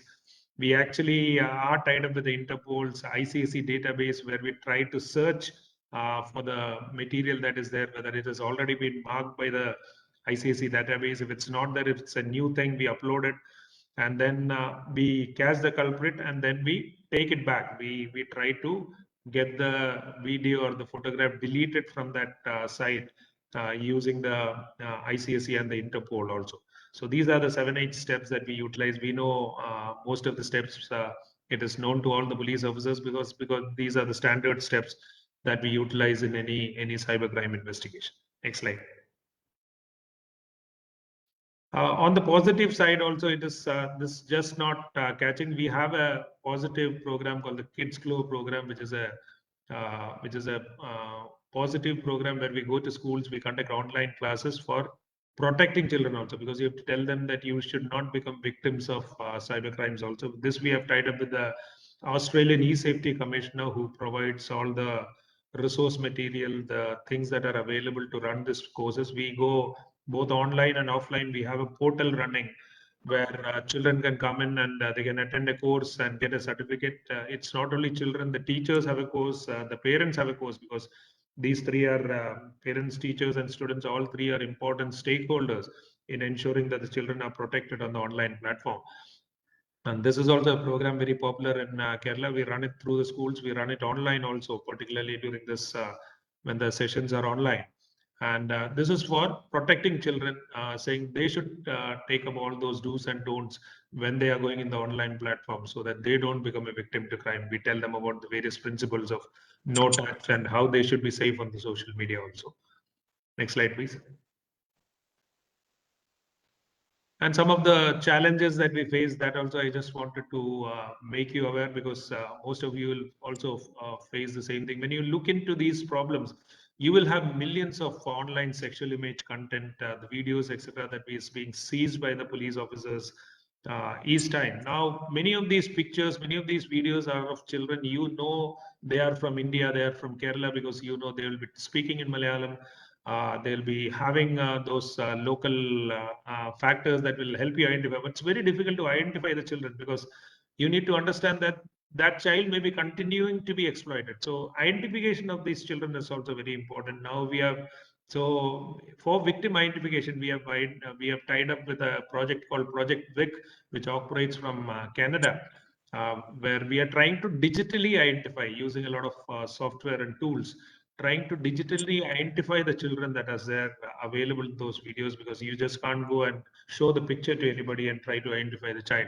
So that project is also on, where it's one of the major things. And this huge amount of data that is available, that is also a very impossible problem for the forensic expert. Though we have detected almost 500, 600 cases, we have been able to send only a few cases to the courts because of the challenge of the forensic expert examining all these sheer amount of CSAM material. So we require a lot of forensic experts. We require a lot of tools where they can identify these CSAM material, get it, the forensic reports out in record time, so that we can charge sheet these cases also. So that's another challenge when you go and detect a lot of cases.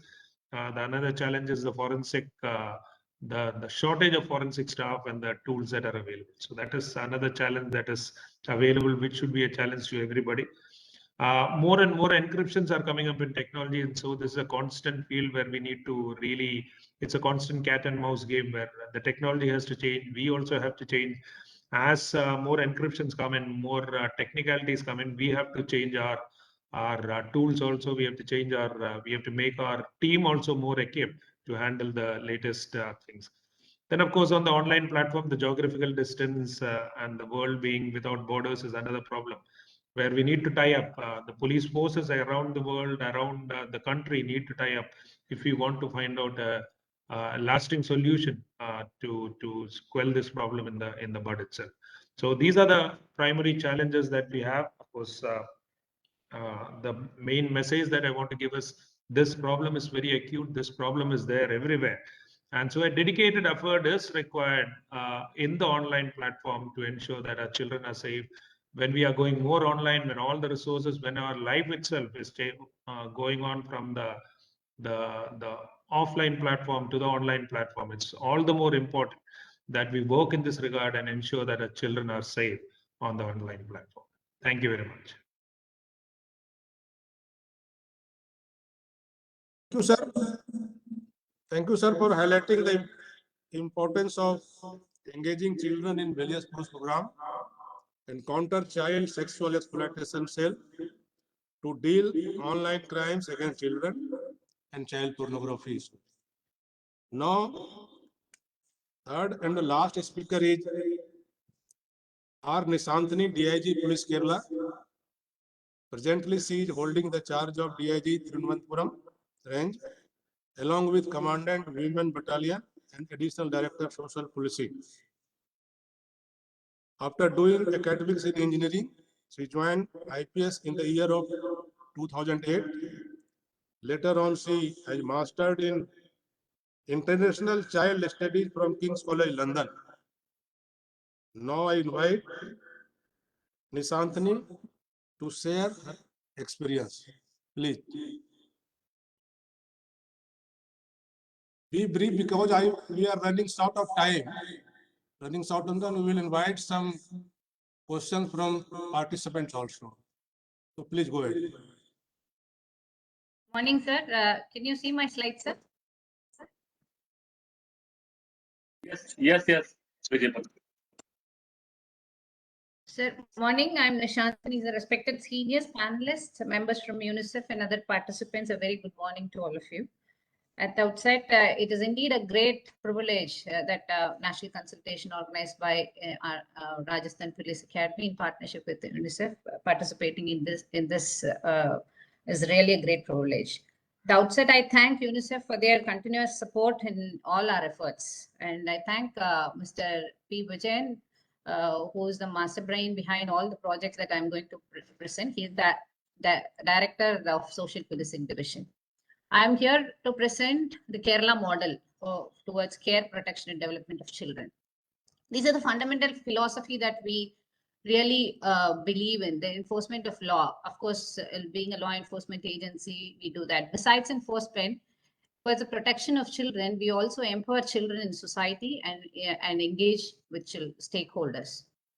To achieve this fundamental philosophy, we have social policing division in Kerala Police, which has a lot of division, including the community policing projects, but one among us which works for the child-related projects. So, which is transform police service in the safety of quality of life, safety and quality of life. So safeguarding their legal rights, basically it involves all the community and stakeholders participation. That's what we intend to achieve. I'm going to run through some core projects of that Kerala model has presented.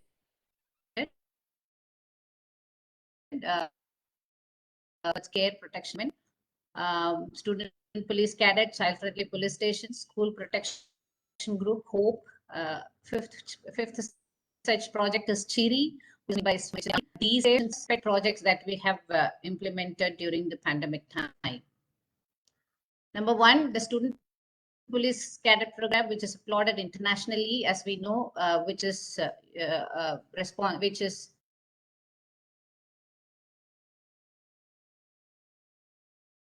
it enables the school students to evolve as a responsible and capable citizens.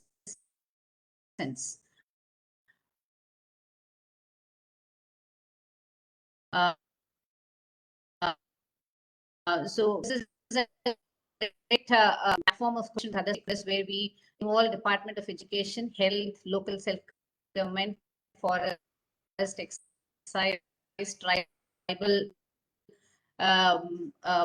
department, scheduled caste department, civil societies, and UNICEF too.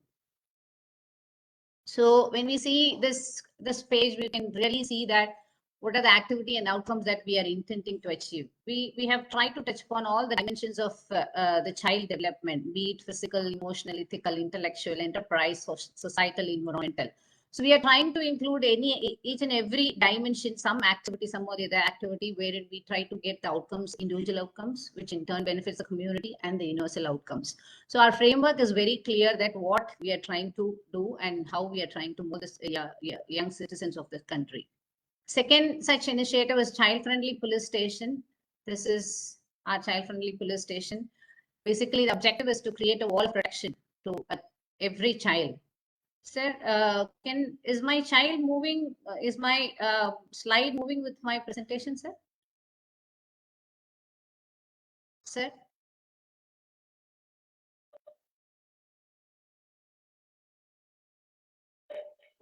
Is my slide moving, sir, with the presentation? Slide is moving, Ishan. Slide is moving. Yes, it is moving, ma'am. Yes, sir. Thank you, sir. So this is a second project, child-friendly police station, which the objective is to create an invisible wall of protection for every child through active partnership of teachers, stakeholders in the society. We try to, these are the key principles of police station. It is like enforcement of law, being the law enforcement agency, and it facilitates as a mentor, like children to become a responsible citizen, like through our SPC project, Student Police Cadet project. It facilitated by involving the stakeholders in achieving the best interest of children. It also plays the role of promoter, especially the child rights. We have child rights ambassador program, which is supported by UNICEF. Through SPC, Student Police Cadet programs, we are trying to convert them as child rights ambassadors. So that is in pipeline, which we are trying to do it in this quarterly. And finally, our child-friendly police station serves as a knowledge hub where we try to identify the problem and try to test the solutions and implement in a big way as a holistic project. This is how our child-friendly police station should be. Have child welfare officers and W as a women police officer, also as an assistant child welfare officer. So there is almost 120 station across Kerala has this facility. So we have child-friendly space to talk with the children. As we know, children come to police station for various purposes. So we get missing children, we get children as with the juvenile delinquent behavior, and we get children coming along with petitioners. So they are provided a space to be comfortable with. So that the police space is serving a lot more purpose than being a small space. So we have a lot of informative posters where they are aware of their own rights and the acts related to issues relating to children. Number 3 are school protection groups. The school protection groups are very active in the school days. We have this school head as a chairman, and the local SHO will be the convener of this project. So every month, this school protection group convene a meeting to understand the problems where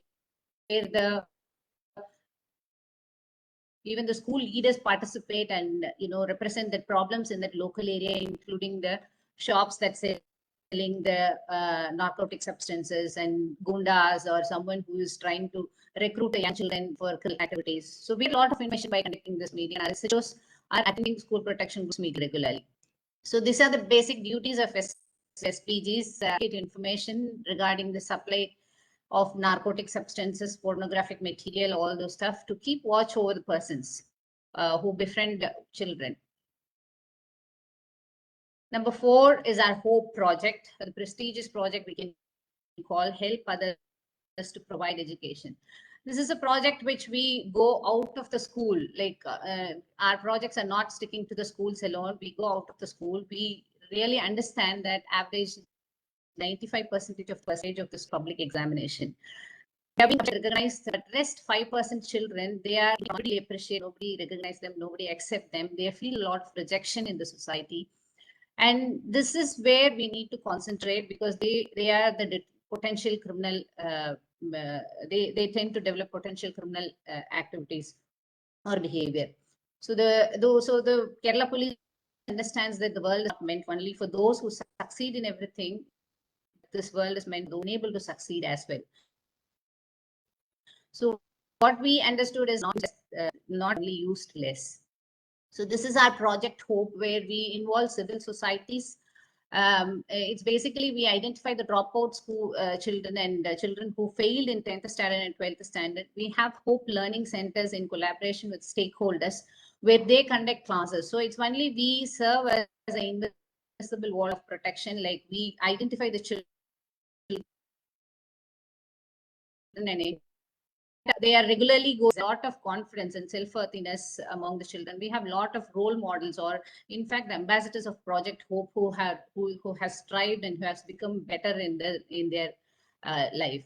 So over 5,000 students have achieved success since 2017. So this is how it works. We have local HOPE units. Police will only be the facilitator, where the HOPE Learning Center, the teachers, retired teachers, and volunteers who come and teach in the HOPE Learning Center. Wherever we don't have HOPE Learning Center, we use the child-friendly police space for children to come and study, sit there, spend their time, and the resource person also come here. And wherever the children cannot go, that home visits by team members. If the child is not coming to the HOPE Learning Center for continuously for some time, then our policemen, as a part of house visits, they go visit the child and understand what is the problem. So that way we are able to get maximum success in bringing up the children who are out of school. Though it's not a formal education, it's helping a long way to achieve the formal education. So it basically focuses on strength and difficulty. We understand that they have problem. We try to teach them. That is, our HOPE Learning Centers are equipped, and we conduct refresher courses. We continuously motivate them. The purpose of this thing is to basically to provide self-confidence. So we really motivate them by our consistent motivation classes. These are the things that we try to do with the HOPE. And the future roadmap that we are planning is to converge with departments that provide skill-based training to our HOPE alumni. There are around 1,200 every year they pass out from this, and almost now for 2017, 5,000 people have passed out, 5,000 children have passed out through our HOPE project, that they have succeeded in clearing the exams of 10th and 12th. So now, whoever is willing to come for the skill-based training, we are trying to identify the agencies, and we are facilitating their a smooth transition from their education to the skill-based training through entrepreneurship. This is the fifth project that this is Chiri. So when the schools were closed, when the pandemic was on, like we really want to reach out to children. We understand that this 66 children committed suicide during lockdown in January to June 2020. So schools were closed with minimum social interaction. Children were experiencing mental stress, anxiety, and other mental health issues. We could understand problem faced by the children, and really we don't know how to reach. Almost all the child services are shut because they are not able to reach out the children. So this is where our intervention has come. The Kerala Police is innovative in bringing a Chiri helpline, which is inaugurated by our Chief Minister of Kerala on July 2020. We have set up a dedicated helpline number and call center as a CAP house, Children in Police House that we have. This basically receives call. This is the objective is to address the behavioral, emotional, and interpersonal challenges of children during the COVID-19 pandemic.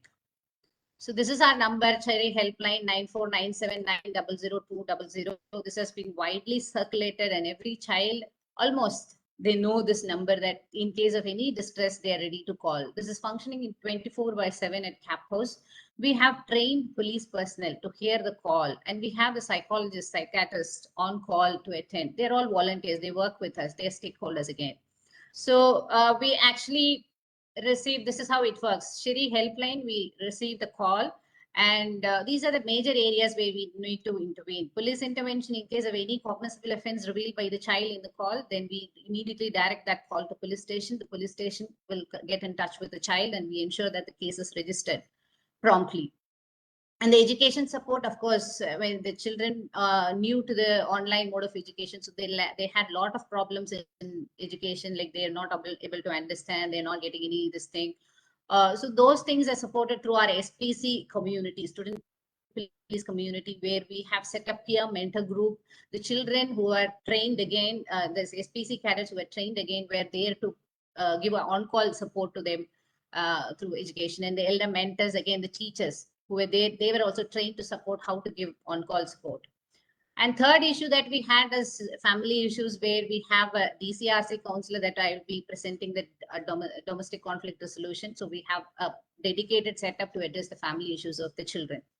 Fourth is a psychological intervention. Again, the psychologist and psychiatrist, they were really volunteering, the group of volunteering community. They worked with us. Some of the NGOs had really contributed with us. Whenever the Chiri helpline call comes, when we identify that, the psychologist identify that this child needs psychiatric intervention, then immediately those will be passed on to the psychiatrist. This setup we have in every district. We have a pool of people who work for this. Every district in Kerala has this complete setup.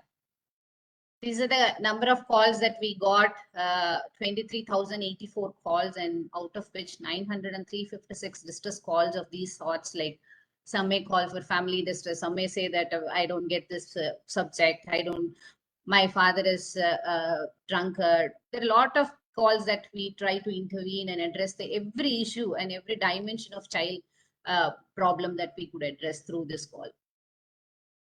Number 6 is the D-Safe. This is digital safe.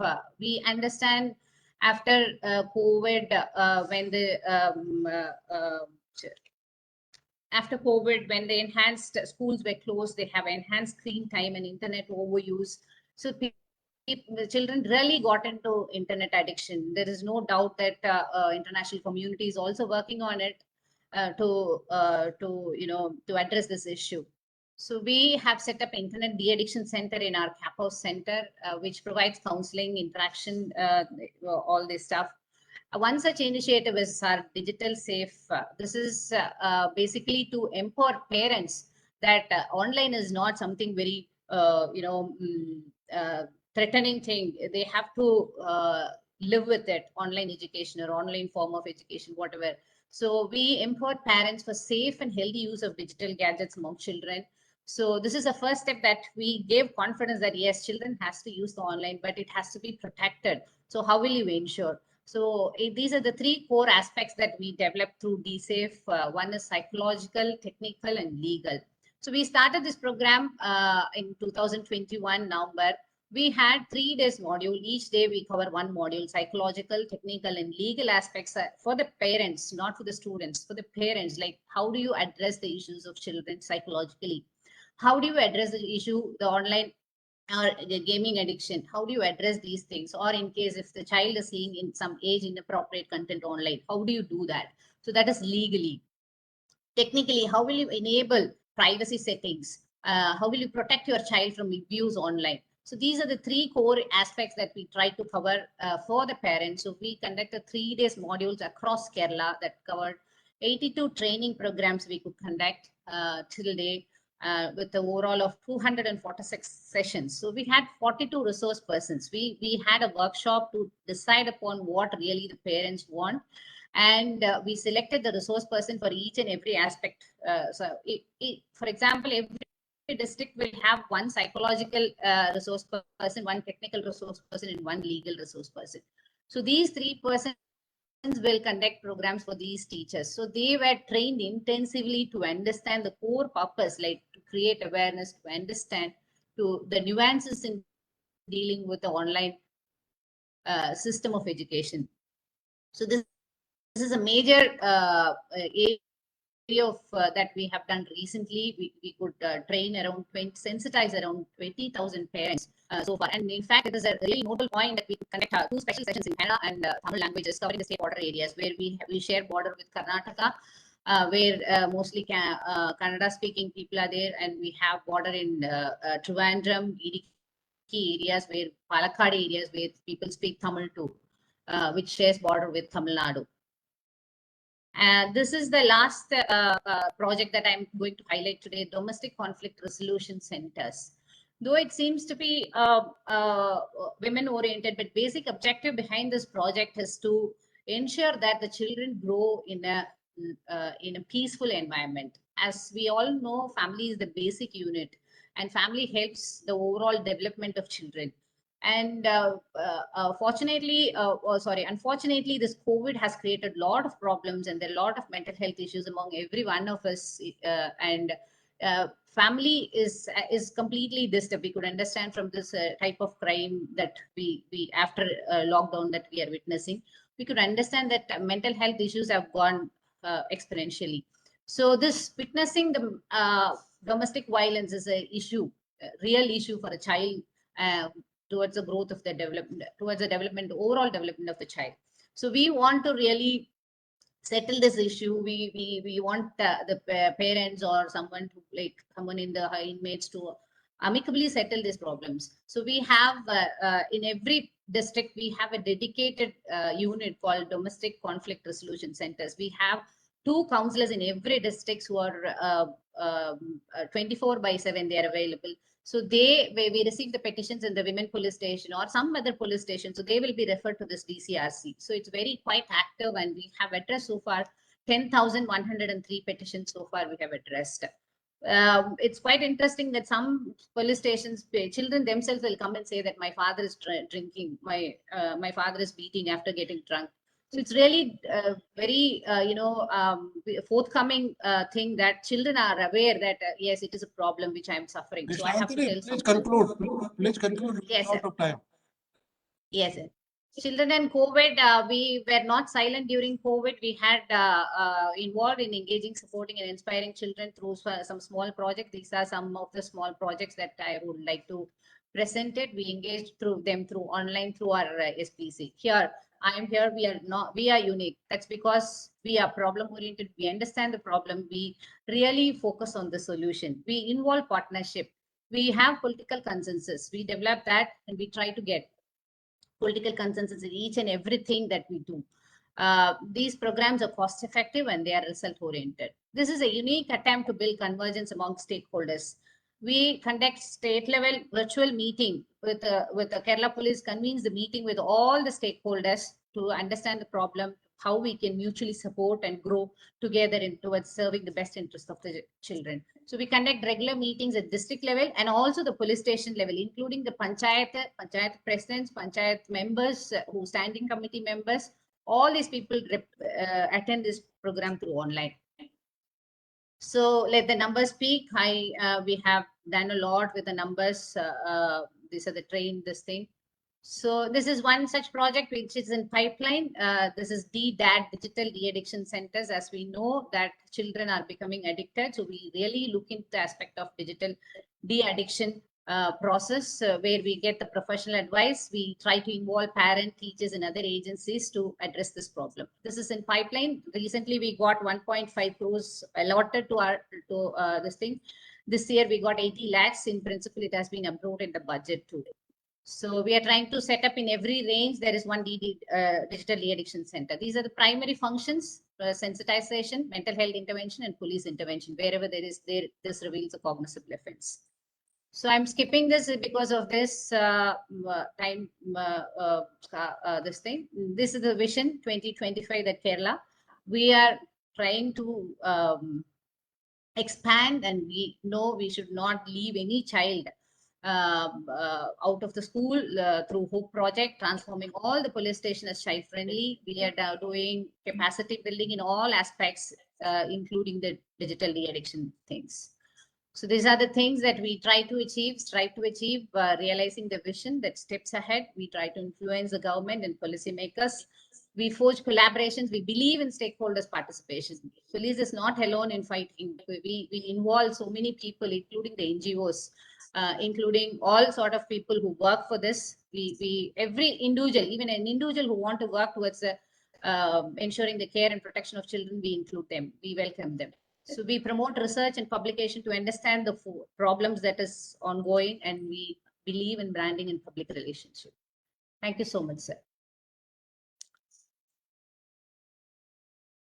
Thank you. Thank you, R. Nishantini, for sharing intervention used in Kerala Police.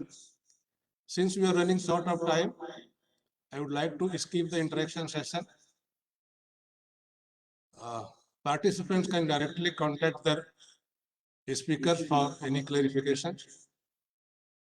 I take this opportunity to thank all speakers and participants for sparing valuable time for this important discussion. I'm sure the deliberation will go long in tackling the issue of child protection, and certainly will benefit all our police organizations in handling the situation. Thank you once again for all of you participants, and particularly eminent speaker and RPA for giving an opportunity to moderate the session. Thank you once again. Thank you. Hello, thank you, sir. Thanks a lot, sir, for moderating the sessions. I think there is a bio break in between, and we have already delayed, but there is some question. I think Bharti has raised a hand. So, Bharti, if you give your input, and then we can go for the next session. Bharti, please unmute and. Yes, thank you so much. I think the presentations were very interesting, looking at the kind of efforts that everybody has been making. I just wanted to understand a little more on the issue of missing children, because that's becoming a huge problem day in and day out, particularly in the context of efforts being made to match missing children with found children. So, if anybody could share something on that, I would be grateful. Thank you. Thank you, Bharti, from the team.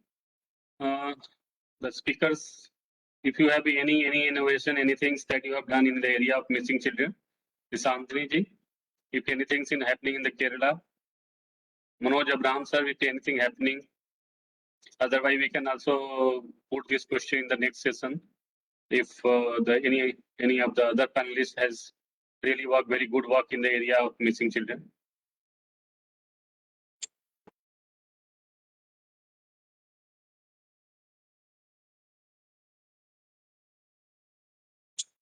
Sir, you are on mute.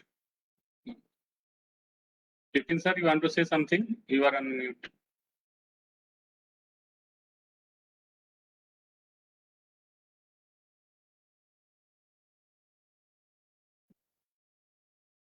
No response from the team.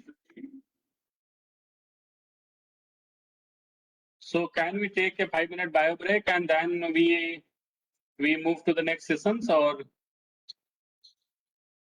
so just we take a 5-minute break and then I request Dr.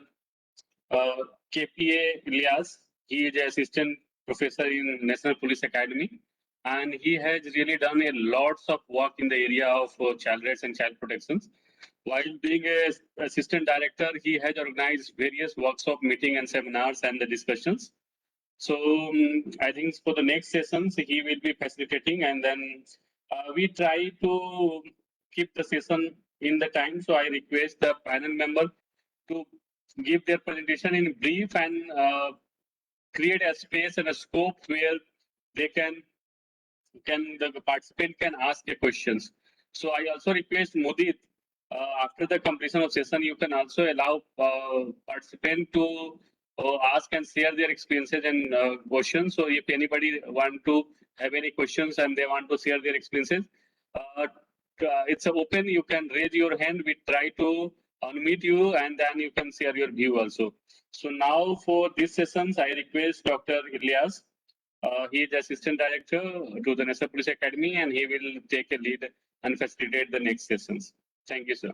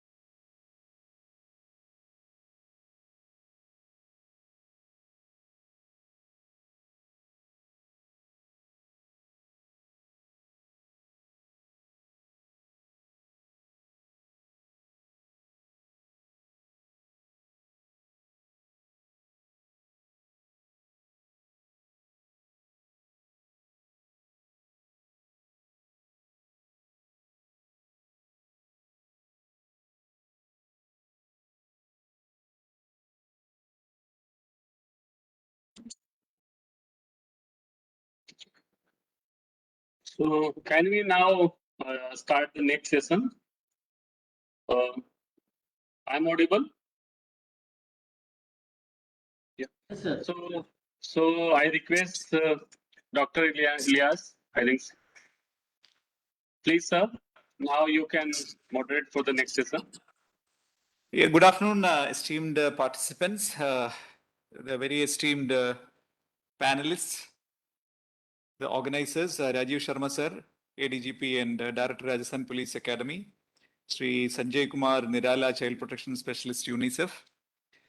We have 1 hour before us, and this is a national consultation meet, and we have very illustrious officers among the participants also. We would like to hear from them also. So the panelists will keep their briefings very short. maximum for 10 minutes. Anuradha ma'am has to leave for a meeting at 12:30. So I will give my comments in the end. Now I request Anuradha Shankar madam to address the gathering on the topic review of police training syllabus on child protection and formulation of modules for various ranks of police. Madam is ADGP training in MP police. Ma'am, please take over. Thank you and good afternoon, everyone. Thank you, Elias ji. All our friends from the UNICEF, my friend and batchmate, director of RPA, everyone from the RPA and all my dear colleagues and other participants. It's a great privilege and pleasure for me to be here in this consultation. And I wouldn't be showing you any presentations, prepared PPTs, because there are a few points I just want to highlight and how we have approached this topic and other topics also in reframing the training of police personnel for serving the society better. About 5 years ago, around 2016-17, we had a leader in the police, I should name him also, Mr. Rishi Shukla, who had a discussion with some officers, and we decided that we have gone on too long with an anecdotal model of policing, where every officer has some experience of doing something, and gathering knowledge from their own experience and what they have gone through, what they have done, the operations they have done, the successes and failures. So we decided that we are going to try and make a model for evidence-based policing. And for this evidence-based policing, first place which we wanted to touch was training. Because to frame our training, how to train our people, let us first look at whether this training works. What training, the training that we've been given for the last 40 years, 50 years, we've been doing TNAs and revising. The last TNA was done in the I think 2012, 13. Then there was a revision, and we've had consultations with the NPA, with BPRND, but still we have no evidence to what TNAs we have done. All the TNA is done with 4-5 minds getting together and deciding how to train our officers. So we engaged third-party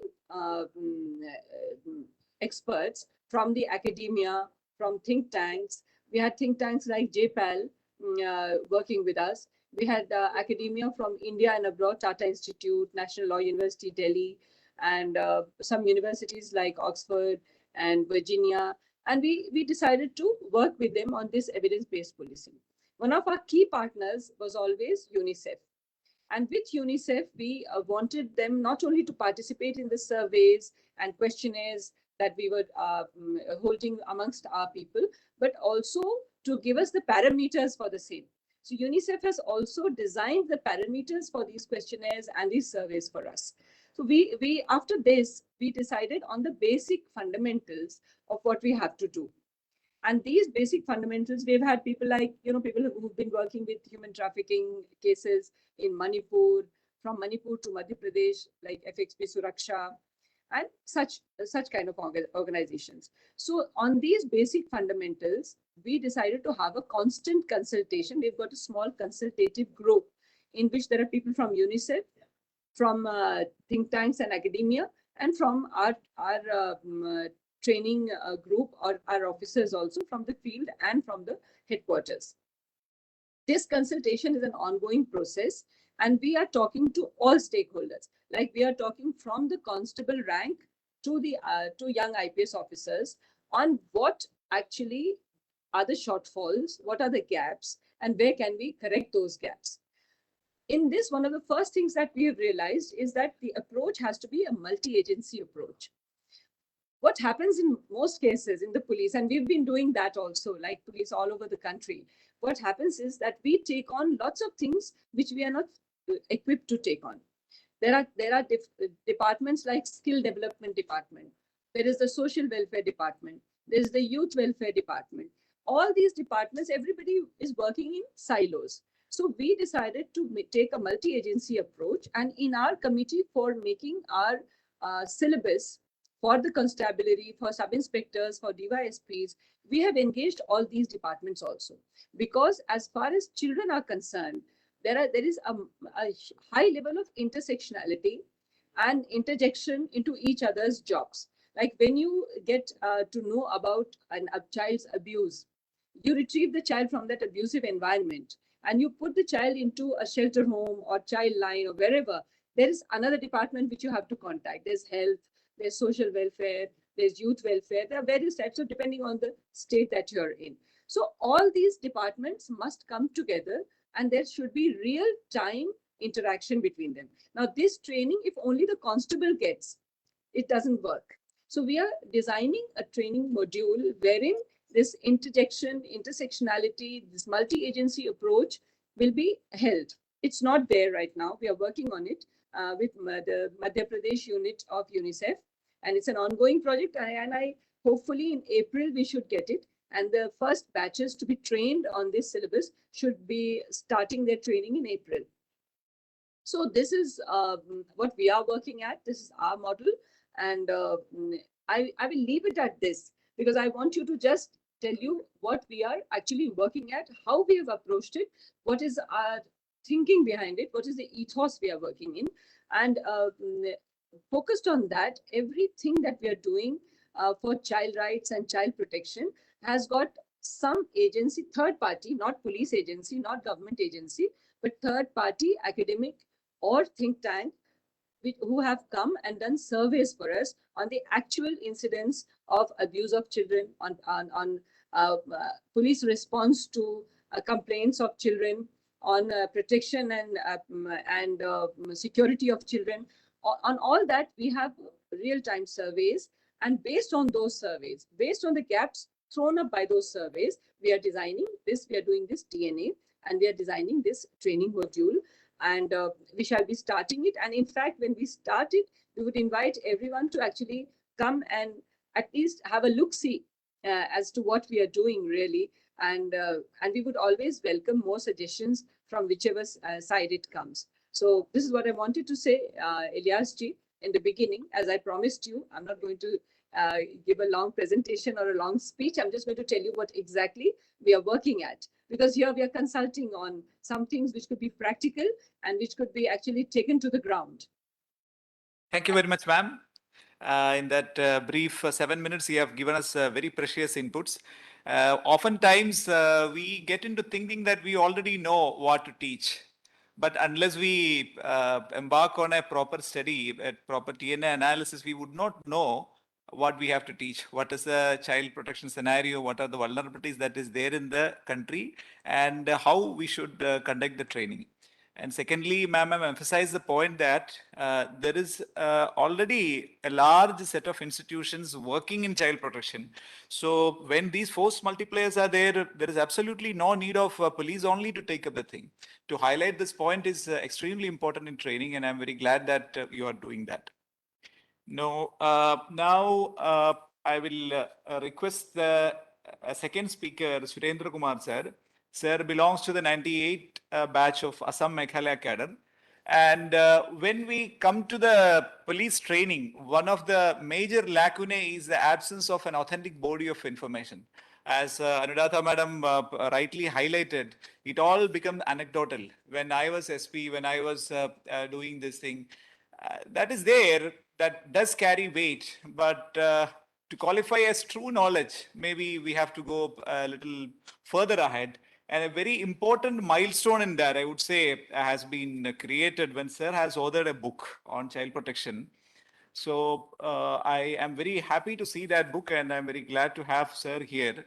And I would like to request Sir to share his experience, especially while he made this effort. Sir, I request you to take over. Thank you, Mr. Ilyas. Am I audible? Yes, sir. It's clear. All esteemed panelists and dear participants, it's a pleasure to share some inputs on my book, which is on child protection. The title is Role of Duty Bearers in Child Protection. It was formally launched in 2019. I was dealing with child protection matters as IGP CID. I was invited to speak on various child protection issues in consultations, seminars, training programs. I wanted to prepare myself so that my inputs are valuable. I searched for the reading material, but I could not get any book or handbook which would contain all relevant information on child protection at one place. And that is why I thought of authoring a book on child protection. UNICEF came forward and they funded the entire initiative. It was supported by UNICEF. The book was published by National Law University, Assam. I had brought a small PPT. Mr. Tiwari, can you show it? Yes, sir. I would not take more than 5-7 minutes. So this is the title of the book. Next. Next. Please go ahead. So the level of awareness among field level officers is low, and there are multiple laws which deal with child protection. This creates challenges for the field level officers to know the relevant provisions which are scattered across multiple laws. And this book was aimed to be a reference book and also useful for training. A provision of 18 acts find place in this book. Next. As I already mentioned, this book is free book. It is meant for free circulation. There is no price. It was written in English. Next. So it has 382 pages, 17 chapters. 8 departments have been covered, like Labor Department, Health Department, Social Welfare Department, Legal Service Authority, Judiciary. There are 10 chapters for police and 1 chapter each for 7 departments, which are having role on child protection. There is liberal use of infographics. There are 29 infographics in the book. Next.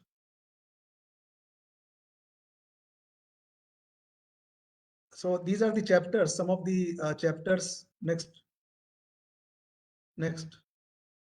So you can see it has chapters on child sexual abuse, child marriage, child trafficking, child labor, Juvenile Justice Act, children belonging to SC and ST communities, missing children. So these are some of the chapters. Next. These are the 18 laws which find place in this book. Next. These are some of the infographics which I have taken out from the book. Please go ahead. Next. Next. So this is on POCSO Act. Next. The book has also been translated in Assamese language. I have revised the book because after the publication in 2019, there have been changes in law relating to child protection. For example, POCSO Act was amended in 2019. POCSO rules 2012 was repealed and new rules were notified. JJ Act was amended in 2021. So the revised version is up to date, which incorporates all the amendments. And the book has been circulated throughout the country. All DGPs, national law universities, training institutions, NGOs dealing with child protection, etc., have been sent the hard copy of the book. Next.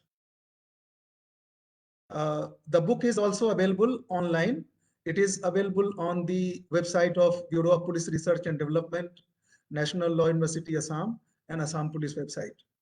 I request all participants to find some time to go through the book. Sir, the version available in the websites, are they the updated ones? No, it is not updated. It would be posted soon. But the SMEs version, which we have launched this year, is fully up to date. And the process of translation in some other language, like Hindi and Bengali, is also on card. So this was all about this book. I would not like to take much time. I hope that this book would be useful for training of field level officers, and I would request all esteemed participants to give feedback if there is any. Thank you so much. In case if there is anybody who has not seen the book, it is this, and I request the organizers to circulate the latest version to all the And participants. this is the SME's translation. In Assam, all police stations would be getting 4 copies, and all IOs would be getting 10 chapters on police. This book has been broken into 7 parts, department-wise. So all IOs would be getting the booklet, which is having chapters on police.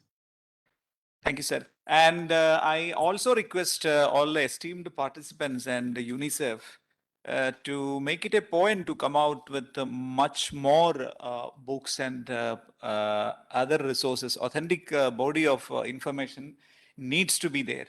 On different acts, it need to be there. What is the scenario of child marriage in India? What's the scenario of child sexual abuse in India?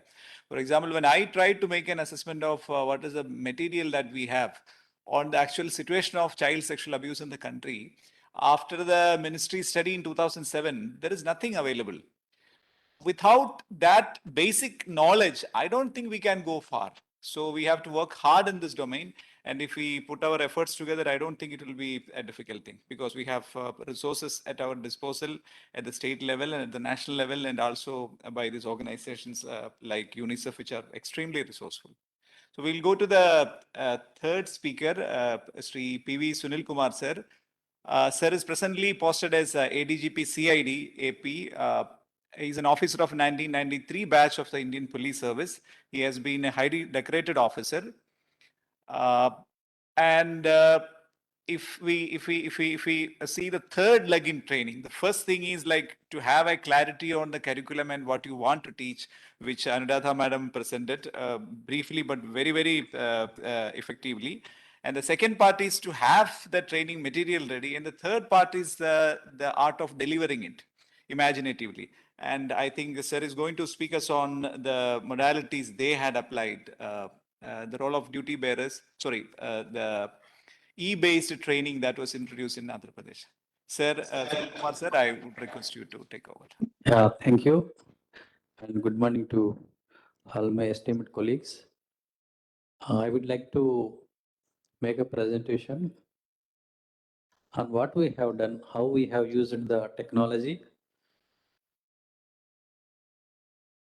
for the advantage of the children.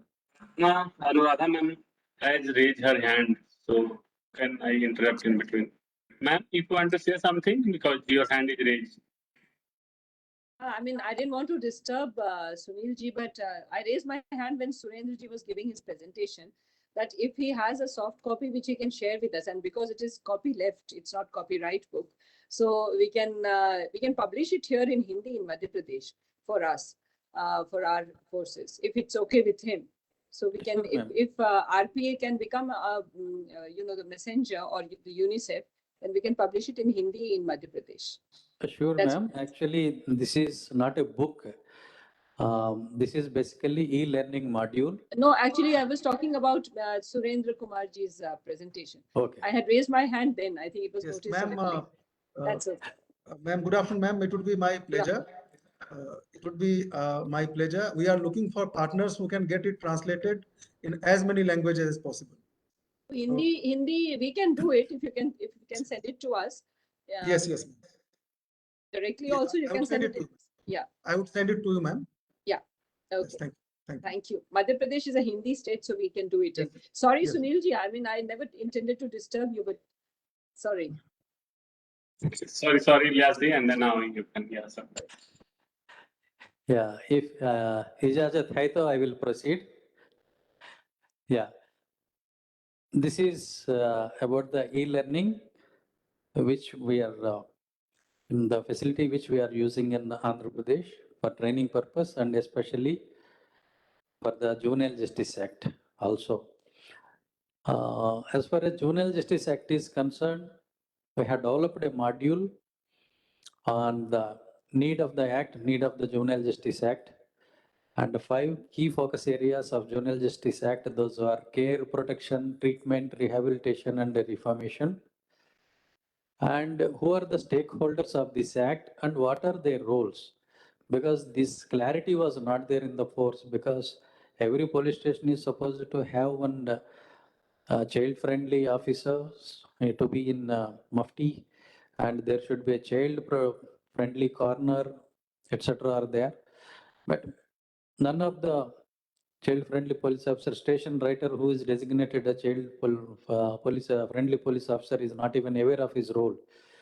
And additional SP who was nodal officer of Juvenile Justice Act in the district, many of them are not clear about their roles.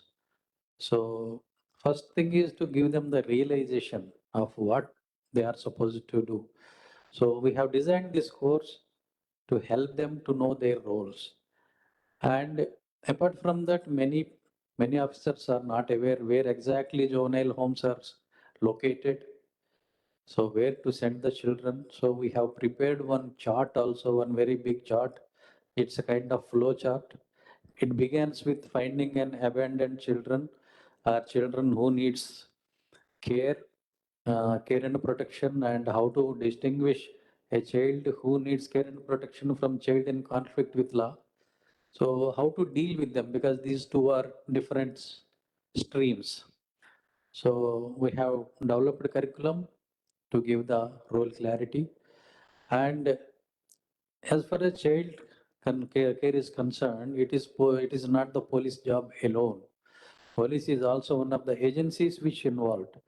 So it is police, it is the prosecutor is also involved, judiciary is involved, and Women and Child Welfare Department, so Juvenile Justice Board, non-governmental organizations, everybody is a stakeholder here. Next.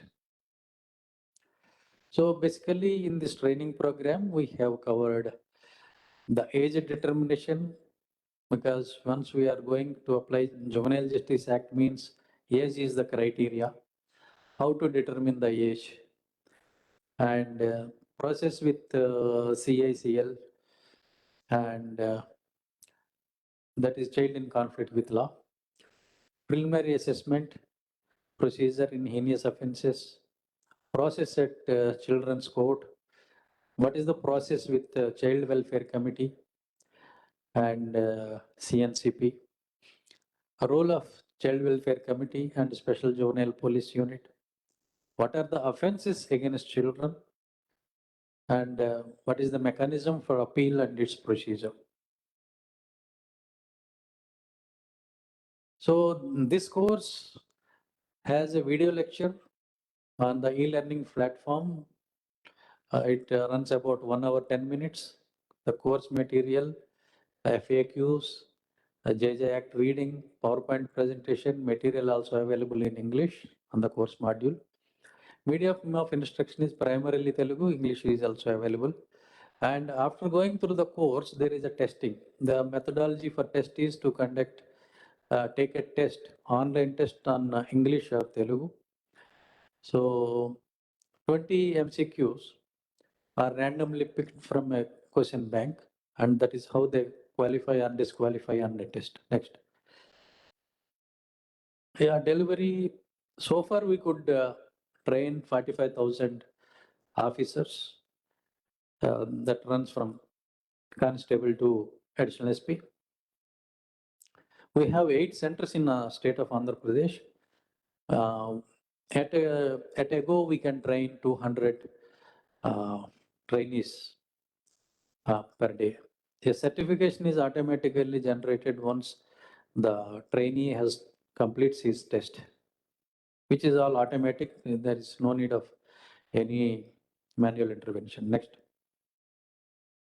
So this is the basically e-learning opening page. This is the welcome page, how it looks like. A video runs on the how to make use of this e-learning facility, etc. Next. And once, actually, this is not only for Juvenile Justice Act. This e-learning is a computer-based, system-based learning program where anybody, a constable or an officer who takes a login, once he takes a login, his record is permanent. So he can take courses on CRPC, IPC, Evidence Act, Prevention of Atrocities Act, and all the acts. Previous page.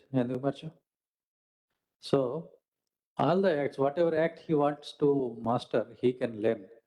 So he can choose the video lectures like this. It comes on full screen.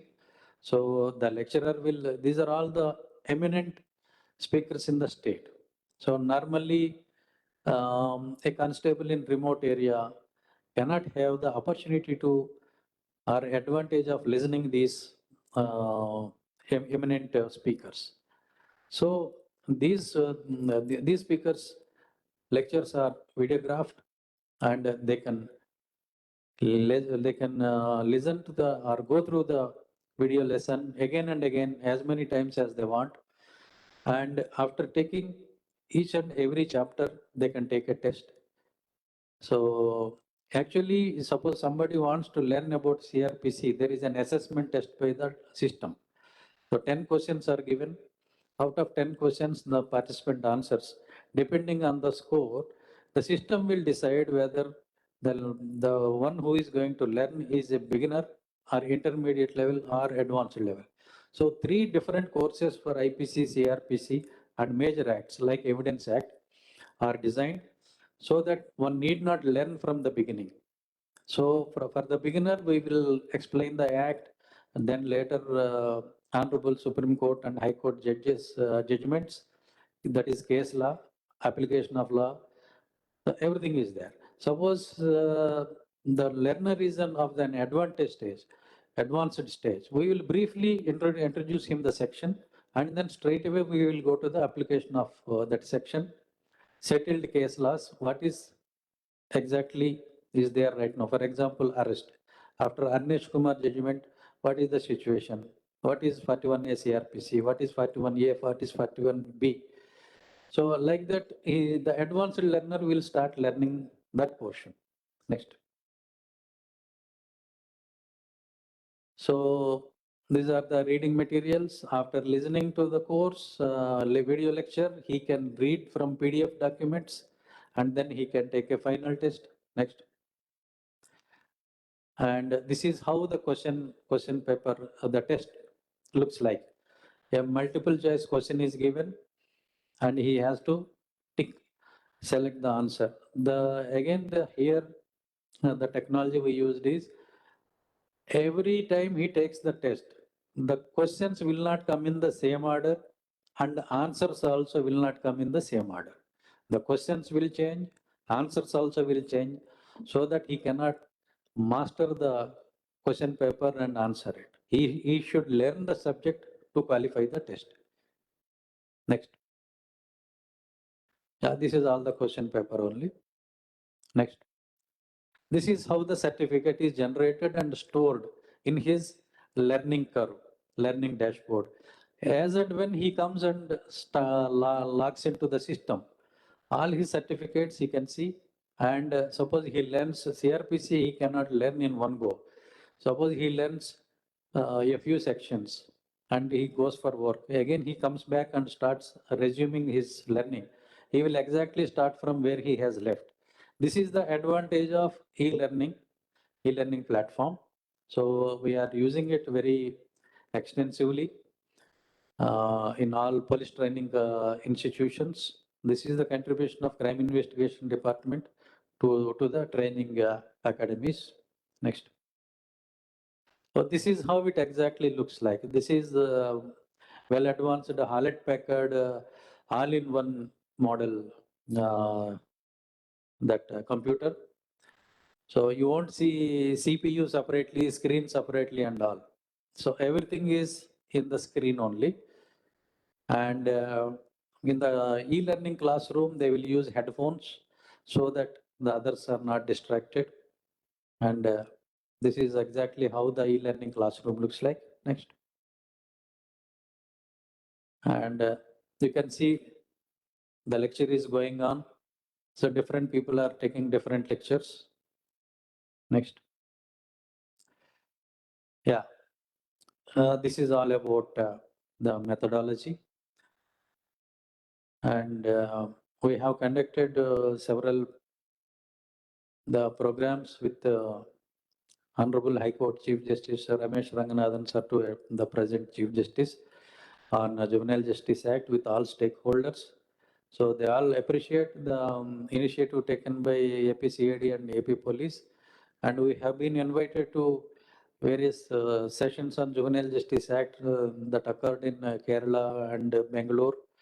I have attended and I have explained how this e-learning exactly works and how beneficial it is in the wake of strengthening the knowledge of the learners. After we started this COVID and online training and all these things have come later. We started this in somewhere around 2015-16.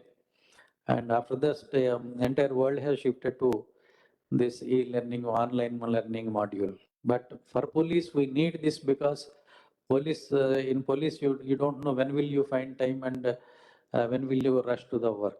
So we keep these e-learning labs 24/7 open. Anybody who is interested, they can walk in, learn and go. So this is how it works. This is our experience, which proved very beneficial.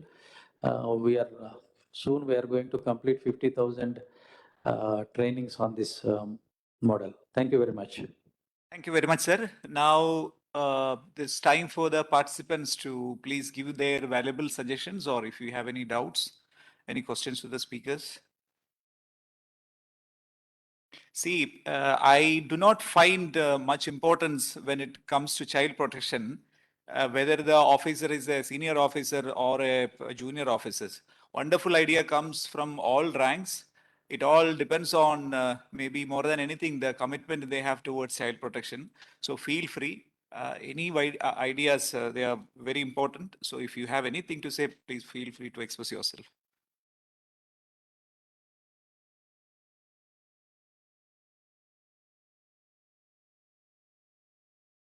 I was seeing the names of Dharmendra Yadav sir and Seduraman sir.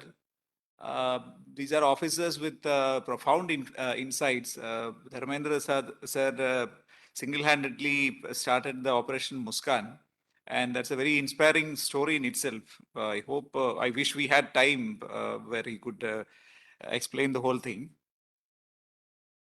Dharmendra sir, are you there? Mudit, if possible, unmute, sir. I think because you have not able to unmute, so that.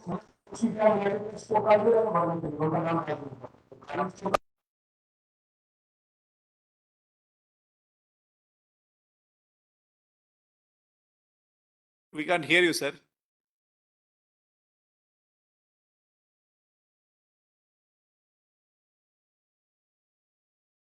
Anyone else from the participants?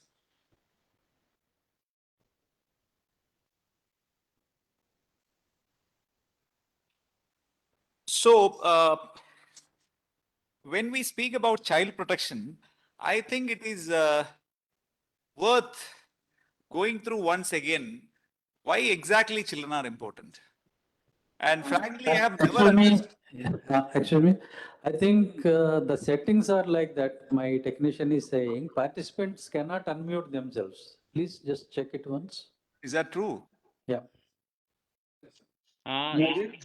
Yes, sir. Your mic is on. You can use it now.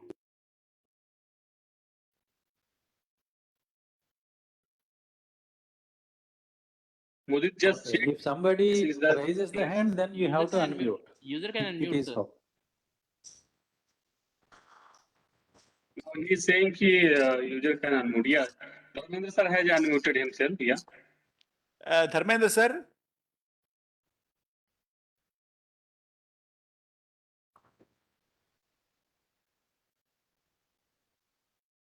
Looks like sir has some difficulty on his side. Mic is already unmuted. Okay. So, as and when sir is ready, we will give time to sir. I have not understood exactly for a population which is more than 40%, how are we allocating these resources? We have women police stations. We have very many programs for very other vulnerable sections. But when it comes to the 40% of our population, which we all believe is the 100% future of our country, and if we really look at who they are the most precious possession of any individual, like much more precious than a car or a jewelry or anything, without any doubt. These are very, very obvious things. And of all the people, of all the sections, they are the most vulnerable. And their vulnerability is not confined to they being mentally and physically vulnerable. They are also socially vulnerable in the sense that they cannot form associations or they cannot form unions and demand their rights to be asserted. It's upon us to ensure that it is done. So with all these things, I actually have not understood why we are giving so few resources and so less importance to this very, very important area. And when it comes to training, I was thinking about it at some length. And I think the number one input is sensitization. When it comes to imparting knowledge or skills, or when it comes to orienting them ethically or legally, these are all things which are underway.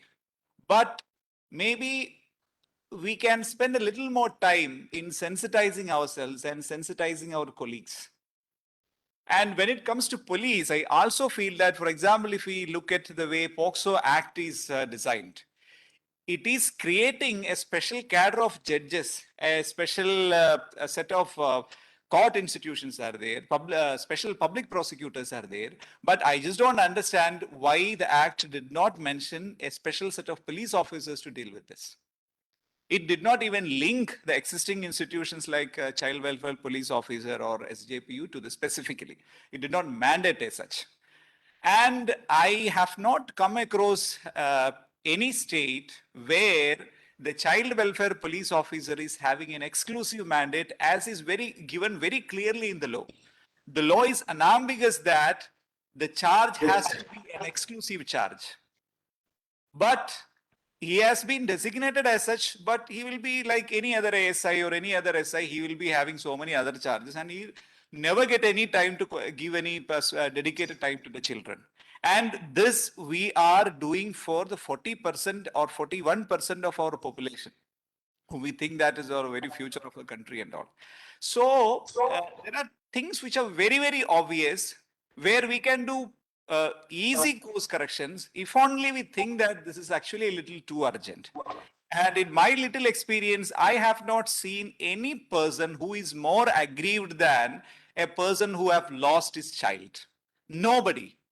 If it is a parent of a child who is murdered, if it is a person who has suffered some grave atrocity, I would still say that, and you'll all agree that there is nobody more aggrieved than a parent who has lost his child, because he has no closure. He doesn't know where the child is, when he will come back, in what state he is. There is absolutely no closure.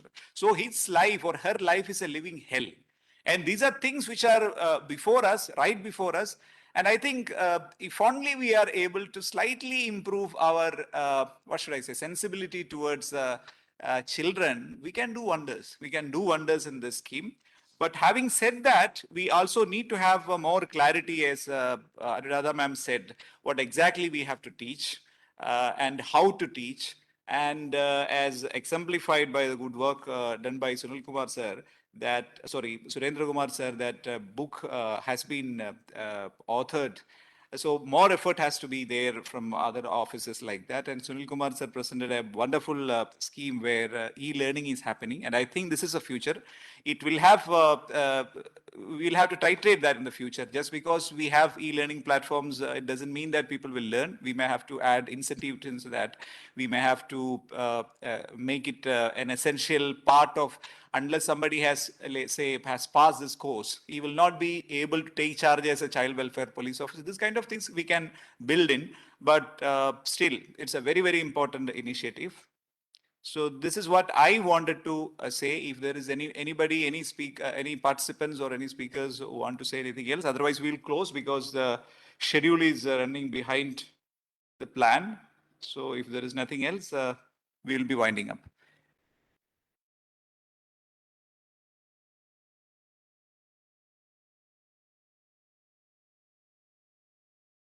Dharmendra sir, are you there?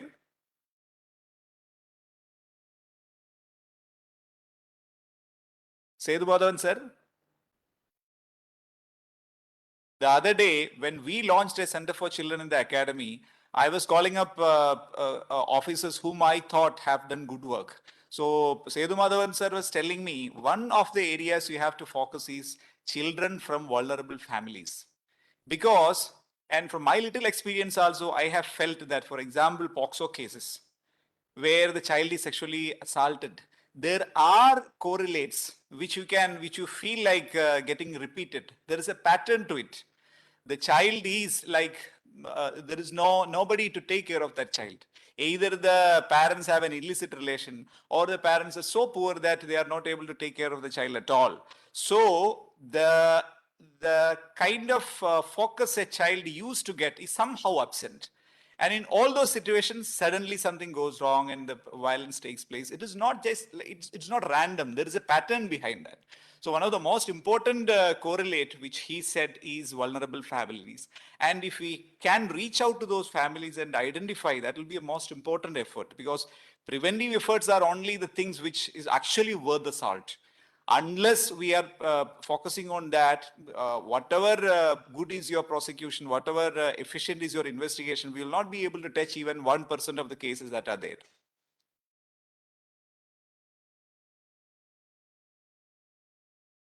Anybody would like to add or any more comments? Yes, sir, Rajendra Pal sir has raised his hand. Yeah, please. Hmm? Please carry on.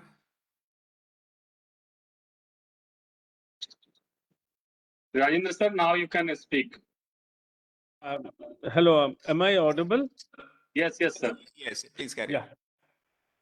Yeah, Mr. Elias, thank you so much. In fact, let me introduce myself. I am 87 batch IPS, presently as DG training. Sir. I was asked for nominations, but while nominating my junior officers, I also nominated myself. Thank you so much, sir. For the simple reason that I have done my PhD in juvenile delinquency. Sir. So I really wanted to enrich myself about all the information that has been shared here by various panelists and speakers. Indeed, a very fruitful day for me. But I just wish to add, because this is, I believe, consultations, not just self-boasting about what you all have done in your own domain areas. Exactly. So when I say about consultations, I'll tell you about my own personal experience while I was doing my course. I had to visit certain juvenile homes also to meet up with the children and to really understand how they were, they had been arrested and put in the juvenile homes. And believe you me, absolutely, I think all of them were from socially backward families and financially extremely poor families. Some of them were, and most of them, naturally, all of them were victims of police charge sheets and challans.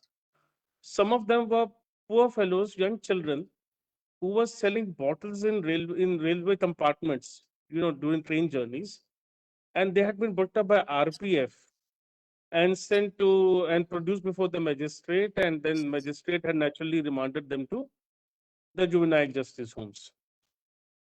Same was the story with many other boys, small children, who had been picked up by the police during night patrolling. And just to add up to their figures, drives, anti-criminal drives, they were sent behind bars. Not behind bars in the literal sense, but very much in the juvenile homes. One of them was, one boy, when I asked the superintendent of the juvenile home, all these are minor offenses and they are very much bailable. Why are why they are inside? The real sorry picture that came out before me was that there was nobody to take bail for them. One poor child was crying before me, and he was wanting to be reunited with his parents in a different district in the state. I managed to get in touch with the SSP there. We managed to find the family also. But in spite of that, the father was not willing to take the child back home because he said कि मैं इतना poor हूँ, मैं इतना गरीब हूँ, मेरे पास पहले से ही 4 बच्चे हैं, कम से कम मेरा एक बच्चा वहाँ जुवेनाइल होम में खाना पीना तो उसका चल रहा है. So when some of the speakers were mentioning about sensitization of the police forces, so it has to be sensitization of police forces not only for child victims of others, but child victims of police high-handedness also.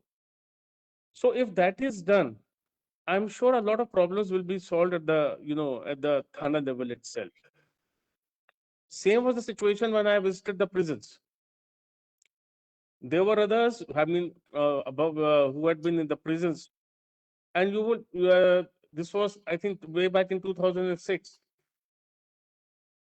They had been sent again for small-time petty thefts and not really bailed out. Though entitled to bail, but there was nobody to bail them out. So we must, UNICEF or the police organizations in association with the Criminal Justice Administration should devise ways to ensure that these people, these children are not kept behind, in an enclosed environment unnecessarily. There should be provisions to really rehabilitate them in a proper manner and to send them back to their families also, if possible. That was just a small observation which I wanted to make before the speakers and the participants here. Thank you so much, Elias, for giving me this opportunity. Thank you very much, sir, for that very important intervention. Because when we speak about children, sometimes we only speak about children like missing children or children who are violated against. But when it comes to children in conflict with law, we tend to forget that they are also children in need of care and protection only. And they are not villains. They are somebody who requires our care and compassion. And incidentally, it looks like very many officers are not aware of the fact that police is empowered to give bail in any type of offense, whether it is a bailable offense or a non-bailable offense. So these principles of diversion, we have to start from the police station itself, so that they are not apprehended and sent to the incarceration in the first place. Thank you very much. That is where the sensitization is required. Yes, sir. Yes, sir. Yes, sir. Anyone else?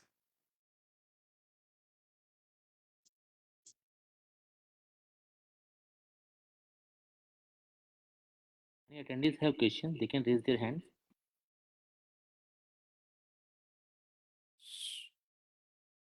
So if that is the case, we will wind up the session. Thank you very much.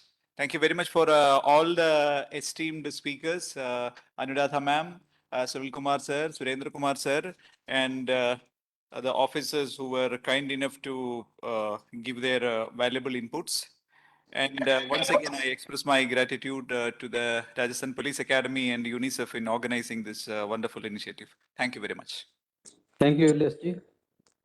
Thank you, Dr. Elias, and then Sunil sir, and Radha ma'am, and then Surendra sir for their valuable input, and then the sessions. I think now we will move to the next session, and this session is very uniquely designed based on the request from the Rajiv Sharma sir, and after the consultation of the group of the police officers in the Rajasthan Cadet. So they suggested that we generally listen to the police officers while organizing this kind of consultation. So why not we can also listen to some of the practitioners who deal with the police officer on the regular basis. And then while dealing, what kind of the lesson they have learned, what kind of the feeling they have, and what kind of recommendation and suggestions they can provide. So it become a part of a overall decision-making process while we develop a way forward and then future plan after this consultation. So I request in this team the 3 members. And I think all of them has extensively worked in this area. Dr. Bharti Ali, she has been currently working as a co-founder and director, executive director of the organization called HUC. And HUC is Center for Child Rights. Is I think so one of the premier organization that has really worked in this area, and then they have initiated number of the study research and all. So child budgeting, if we think about child budgeting, so Bharti has really taken a lead in it. In spite of that, Bharti has been part of the number of publications and a study and research that concerning the children's life. And her contribution has been also recognized by the various national and international agencies on a regular basis. In these panels, I also request the Swagata. She has been also a very critical roles in area of child protection in the last 10 years and more than that. She is working with the National Law University Center for Child Rights. She has also worked with the Center for Child Rights with the Odisha National Law University, and she has done master from the Oxford on the issue of children and all. And she is currently working on number of different issues and doing a different kind of research and things. And currently she is a director research in the organization called Infold. And along with as I think Sony has still not joined, but Sony Kuti George, he is working as a child protection specialist in Andhra Pradesh office and looking the Karnataka state office. So I request Bharti for her reflection, her experiences, and then her feeling and how we can really contribute and support to create a better policing system for, and it's making more child friendly in terms of coming time. So I request Bharti, I think we have a time of 1 hour. So in between 10 to 15 minutes of the kind of deliberation, and then after each discussions, we after end of the discussion, basically we open the session for the input from the other colleagues. And I also feel by the end of this session, we also try to conclude and come up with some of the suggestions. The other participant and panelists who has not given their suggestion inputs, really we want to take the valuable input from the other colleague also, and that we note it down and try to make a consolidated document that covers almost all the aspects of it. So now I invite Bharti for her reflections and input. Thank you, Sanjay. It's been a very enriching morning listening to so many dedicated police officers who are thinking and talking child protection today. I do have some positive experiences to share, and that's where I would like to begin. In fact, recently, we've been providing psychosocial support and legal support to children who are victims of sexual offenses under the POCSO Act. And in one of our cases recently, we found that, there's this minor girl who had left her house of her own will with a boy she was in a relationship with, and then they later got married. But she subsequently reported sexual assault at different locations by different people, including her husband and other members of the husband's family and husband's relatives with whom she stayed in different parts of Madhya Pradesh at different points of time. And this girl was pregnant and she went through a medical termination of pregnancy. 9 months down the line, there were no arrests made. The charge sheet had not been filed. My social workers were getting very unhappy because, they were interacting with the child on a day-to-day basis. And a common reaction usually would be that the police must have taken bribe. But there was something amiss, and we felt that, it was a little odd for the police not to be doing what was needed in such a case with such facts, where there's multiple abuse, pregnancy, etc. So we actually set up a meeting with the IO because we felt that conversation was necessary to understand the police perspective. And we found the IO was equally nervous in the case due to the delay. She had made several attempts to trace the accused who could not be found. She had, discussed with several colleagues, but and she had apprehension that, the child and her mother were misusing the law. Not only apprehension, she also had collected certain records and, enough information to support her apprehension, but she couldn't make a headway. So she was still a little confused somewhere and needed guidance and support. So I'm just sharing this because, these are areas where the support persons that are assigned under the POCSO Act and the police can actually work together to crack the cases. And to not just crack the cases, but actually do justice, in such cases. Another experience positive that I want to share is a case where two girls went missing, both sisters.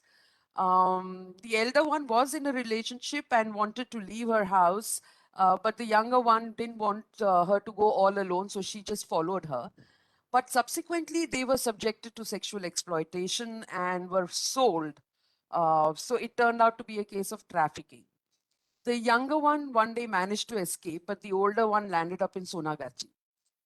And she, had reached a stage where she wouldn't cooperate with the police or anybody, who was trying to approach her, to the extent that she even threatened her parents that if they did not retract the missing complaint, then she would put them in trouble. And she actually also did that. She subsequently filed a case under the POCSO Act against her own brother. A habeas corpus petition was filed and the girl had to be produced before the High Court. Meanwhile, she had turned major and she was kept in a women's shelter home. And it's not funny, but the accused continued to maintain communication with her even when she was in that shelter home, although he was absconding as far as the police is concerned. So he had definitely found a way out to go about this. The High Court did not dispose of the habeas corpus even after the girl was produced, because the mother's lawyer was able to convince the High Court that there could be a possible angle of trafficking, and that should be ruled out before the girl is allowed to go wherever she wanted. But that was a time when we felt it was necessary to meet the DCP and the investigating officer and discuss more about the case and share whatever additional information we had, with the police, which helped a lot. It actually helped to the extent that, the police started looking at the trafficking angle.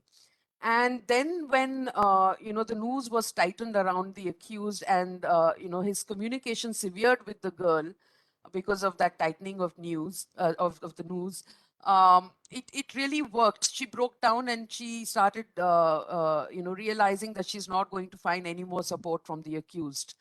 And through counseling, then she started sharing what she had gone through. And today, this child, she's an adult now, but she's back with her family. The child that was born to her, because she was pregnant, so there were many factors playing on her. Her pregnancy, the fact that she'd fallen in love with the main accused, and she had this hope that somewhere she'll have a family after having gone through so much of sexual exploitation. But the main accused was also actually only exploiting her further. All that, was a realization that happened much later when that communication severed between the accused and the girl. Then she surrendered the child that was born to her. Now she's keen to pursue her education and do something meaningful in life. She's convinced that she must continue with her education. And you see that positive change. You feel that, there is so much that can be done. Again, if we combine our energies, as somebody had just said in the earlier session.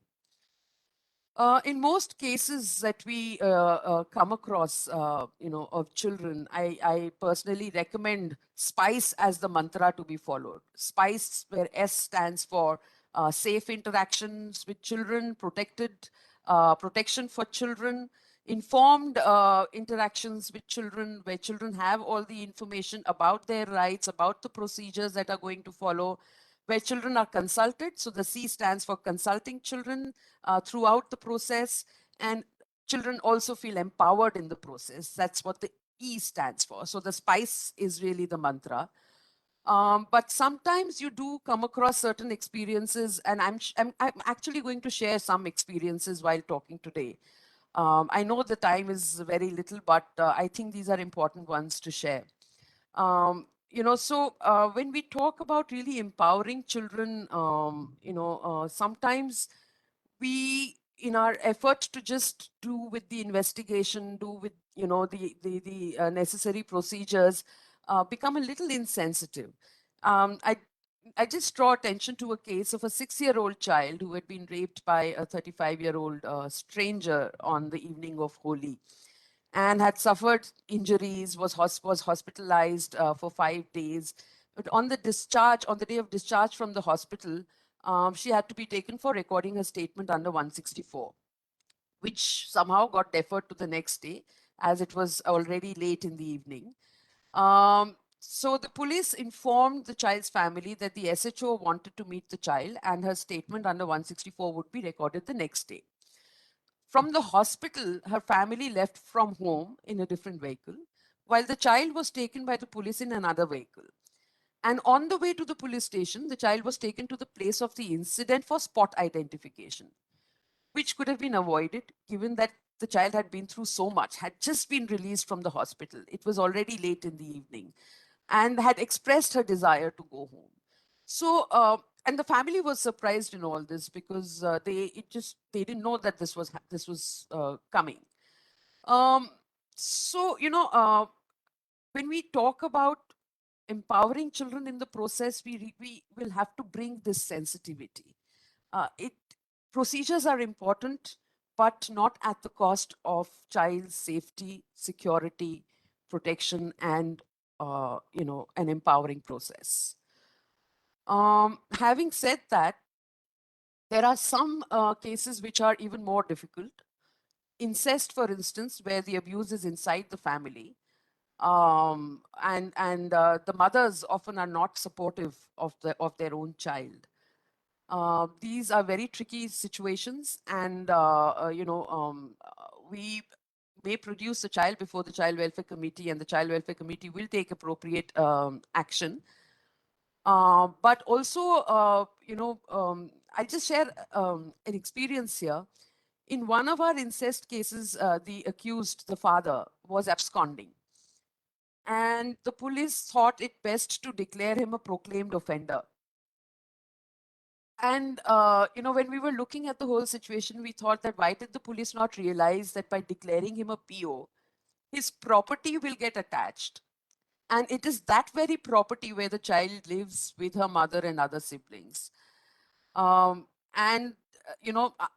After that, the mother reached a stage where she almost decided to turn hostile if their house was to be attached and sold at any point of time.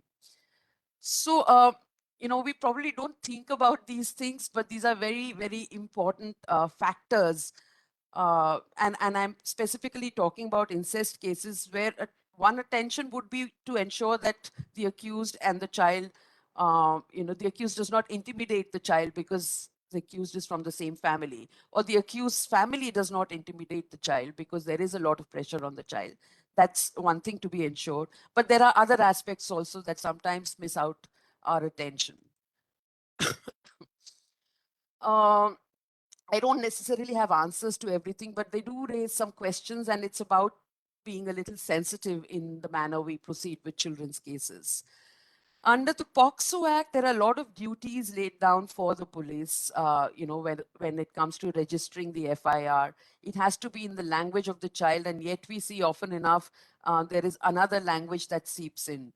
And that really needs to be changed as a practice. Then we also, are not necessarily able to provide translators and interpreters where children need translators and interpreters. The content of the FIR is not always read out. A copy is not always provided to the victim, despite the POCSO rules very clearly stating that has to be done. And there is a new introduction of Form A under under the POCSO rules of 2020. And this Form A is again a responsibility of the duty officer who is interacting with the child and the child's parents or guardians. It's the responsibility of the duty officer to inform them about their rights and entitlements in the course of the case. It's not being used anywhere. So these are, some of the aspects where I think rules keep changing, laws keep changing, more amendments are being made, but we need to keep ourselves updated and pass this updated information to every person in the police station, not just the child welfare police officer, because the person interacting is the duty officer. Then when it comes to reporting and production of children before CWC, we see invariably all children in POCSO cases are produced before the Child Welfare Committee, despite the law very clearly saying that only when children who are sexually abused do not have any family or support, no parental support, or only where, where the abuse has happened in the child's house or in a childcare institution. Those are the cases, where you have to produce the children before the Child Welfare Committee, but invariably all children are produced. On the other hand, while there is a requirement to ensure that a copy of the FIR reaches the CWC and the special court within 24 hours, that does not happen. And the idea is that, if the copy reaches the CWC makes an assessment about the need for support to be provided to the child. So if that was to be followed, some things can get streamlined from stage one itself, as far as support to children is concerned. There are duties on the police officers, on the IOs, to keep the families informed about support services, legal aid, free medical care and treatment, about developments in the case, including arrest of the accused, bail applications filed, and now, when bail applications are filed, the victim's side has to be heard. Bail applications cannot be disposed without the victim's side being heard. So we need to ensure that as well. Witness protection is another area where, very little work is being done. Although Delhi had a witness protection scheme even before the Supreme Court came out with one in Mahindra Chawla case. But now there is a scheme available that has been drafted by NALSA and by BPRND, and which has been accepted by the Supreme Court in that particular case. I think the state governments need to notify their own schemes based on that, or adopt, that scheme. But witness protection is a huge area where efforts are lacking. And we constantly see a lot of victims receiving threats from the accused, or the kith and kin of the accused, or friends of the accused. Then when it comes to victim compensation, there is a lot of confusion that prevails. To my mind, it's very clear that the issue of victim compensation, both interim and final compensation, is to be decided by the POCSO courts, the special courts designated to deal with these cases. And once they award compensation and decide on the amount, the District Legal Services Authority has to disburse that amount. But there is confusion on that because there is a larger victim compensation scheme where applications have to be filed directly with the Legal Services Authority. So these kind of confusions need to be removed. We've had a session on training modules. I think training modules also have to, inform the police about how victim compensation in POCSO cases has a different procedure, unlike victim compensation in other cases. Besides that, there is assistance required to ensure that the amount gets disbursed to the child. And that assistance invariably, will have to come from the police and the support persons working together. For instance, opening of bank account, getting identity documents for the child like Aadhaar card. Most children, you'll find don't have identity documents of various kinds which are required to open a bank account. So some efforts will have to be made there. And I see a big role there of what is known as the Special Juvenile Police Unit. Although the POCSO Act did not designate any specific police force to deal with these cases, but the reference to Special Juvenile Police Unit, I think, is very, very important. Because Special Juvenile Police Units, as conceived, are supposed to have 2 social workers. Now, where are these social workers going to come from? And have we ensured that the special juvenile units that we have, in our states have these 2 social workers? That's an area, again, to be worked upon. If you have the social workers, you can get the assistance in, for helping victims with opening of bank accounts, etc. Or you can tie up with the support persons if support persons are designated in cases under the POCSO Act. In fact, I would also like to point out that once a support person is designated under the POCSO Act for a child by the Child Welfare Committee, the police have to inform that to the special court within 24 hours, which is again something that's not happening. It's not happening for various reasons. One of the reasons is that there is no support person being designated, but the other reason is that the police is not aware that they're supposed to inform the special court about support persons who have been designated by the child welfare committees. Then there are other challenging situations, particularly with respect to certain offenses. We still find that when the child is below 12 years, instead of using the provisions of the POCSO Act that make out a case of aggravated offense, the case is really not booked under the aggravated provisions. Those things you continue to see. Then with cases that involve, video recordings or pictures or offensive pictures of victims, in those cases, you find that the police are often confused as to which provision of the law to really use. So that's another area where a lot of work is required. Given that the POCSO has undergone amendment and has introduced newer provisions on child pornography, storage of pornography, the section on sexual harassment lists out certain provisions that relate to such abusive material. That's one area. And I also would want to share that, when it comes to reporting cybercrime online, it's not an easy thing to do. I've personally faced a problem because, there's the maximum size of a file that can be uploaded is some 2 or 3 MB. And sometimes you have videos which you just can't reduce in size. And you also don't probably at that time have the gadgets to be able to do that. So I think some efforts need to be made towards, making that system of reporting cybercrime online a little easier for everyone. The other problem is that when it's reported, often all the efforts in the first instance to the last instance are geared towards tracing where did it originate. And in that process, you lose the sight of the fact that the content needs to be removed. So in many cases, we found that the content continues to be there and it does not get removed while people are being traced as to how did you get this, where did you get it from. Both are equally important. Then we also find, I am completely confused that once I have given certain content, shared it with the police, am I supposed to retain it on my mobile or social media platform, or am I supposed to delete it because preserving such content is also an offense now? Those are some confusions that remain for everybody.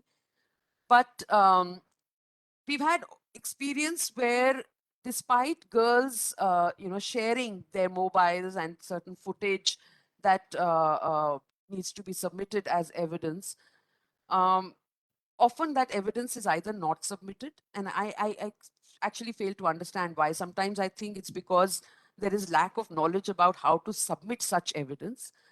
And I've also come across cases where such evidence is submitted without the certificate required under Section 65B of the Evidence Act. In fact, in one of our cases, that's exactly what happened, and the case fell apart because of lack of that certificate. Age determination, another issue where, often the police is the one who is asked to run around and figure out and verify what is the age of the child, if there is a school record to be verified, etc. But I'll again share a case here where in one of our cases, the child belonged to another state, and the police did make an effort to find out from the school about the child's school record. And they came to the conclusion that she is a major. Now, and she was around 15 years at that point of time, but her age, as found out by the police looking at the school records, was 26 years. And this huge gap of more than 10 years was not digestible to us at all. So we then tied up with a local organization there, and they went and did some more, fact finding on this child's age. And it was discovered that this child and her elder sister both were registered in the school with the same name. So what the police had got was actually the record of the elder sister and not the younger one whose case was to be dealt with. And in the meantime, the case was already transferred to the adult court, from the POCSO court. So it's a matter of that little, eye for detail, and also it's a matter of coordinating with other agencies who can actually help out with a lot of this, particularly, NGOs in the local areas and the child welfare committees and district child protection officers in the local areas. Medical examination is another issue where I just want to say that we have enough complaints from children and their parents saying that the police dissuade us from, going forward with an internal examination. And I really don't understand why, why does that happen? It's usually done in most cases where the girls have eloped. But, it is not the job of the police to dissuade anyone. The decision, of course, rests with the girls and their parents, whether they want to go in for an internal examination or not. But it is not the role of the police to dissuade them. There are challenging areas like list of key witnesses. Often key witnesses, we feel that the facts very clearly point out to certain key witnesses who are missing from the list, and the cases often fail there. Then sometimes very small children are made witnesses. In one of our cases, a 3-year-old was made a complainant, and when this child was subjected to both digital and penile penetration, and had undergone treatment for mouth ulcers, a fact which did not form part of her medical examination or the police investigation report. And when the child's signature was taken by the IO on the complaint, the IO actually held the child's hand for that signature. So why would you make that child, a complainant? And the child had just joined the play school where the abuse had happened. So she obviously didn't know how to write her name, and the hand had to be held. So these are just small things. Sometimes, sometimes we feel that no, the victim only has to be the informant and the complainant, and we take it to the extent of, what I just shared. But this is a kind of, I think, training and information that needs to be shared with, our investigating officers and other police officers as well, who are there, at the police station dealing with children. I'll move to children in conflict with law. The law is very clear that FIR is only to be registered in heinous offenses or offenses which are committed jointly by children and adults. Apprehension is also to be confined to heinous offenses, that too if it is in the best interest of the child. Yet we find that these provisions are being flouted. We also find that where a child has been apprehended, information to the parents, to the probation officer, as required in law, is not sent immediately. The probation officers definitely not. Then we've discussed bail. An example was just shared about the fact that the SHO has the power to grant bail, but it does not happen.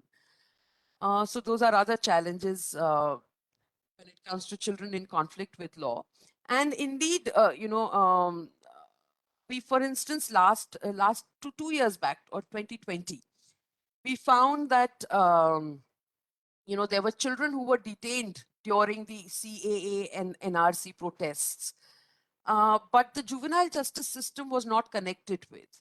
Now, when you're detaining children, all you have to do is connect, call the CWPO at that point of time, inform the probation officer, and bring the juvenile justice system in place, in that action. I don't know why that does not happen. And that just that step about roping in the juvenile justice system can actually allay people's fears about police. We see similar situations in conflict zones, because there is a lot of detention that happens in conflict zones. I recently was talking to the CRPF Academy here in Gurgaon. And, the only thing I asked them, did you inform the juvenile justice system? Did you inform the probation officer? If that was done, then a lot of things could have been taken care of. Bharti, please. Yes, I'll just wind up very quickly, just with the last point, which is about children and their involvement in organized crimes. I think all of us asked for the law to be changed and the age to be reduced, because we said that children are engaged in heinous offenses and organized crimes.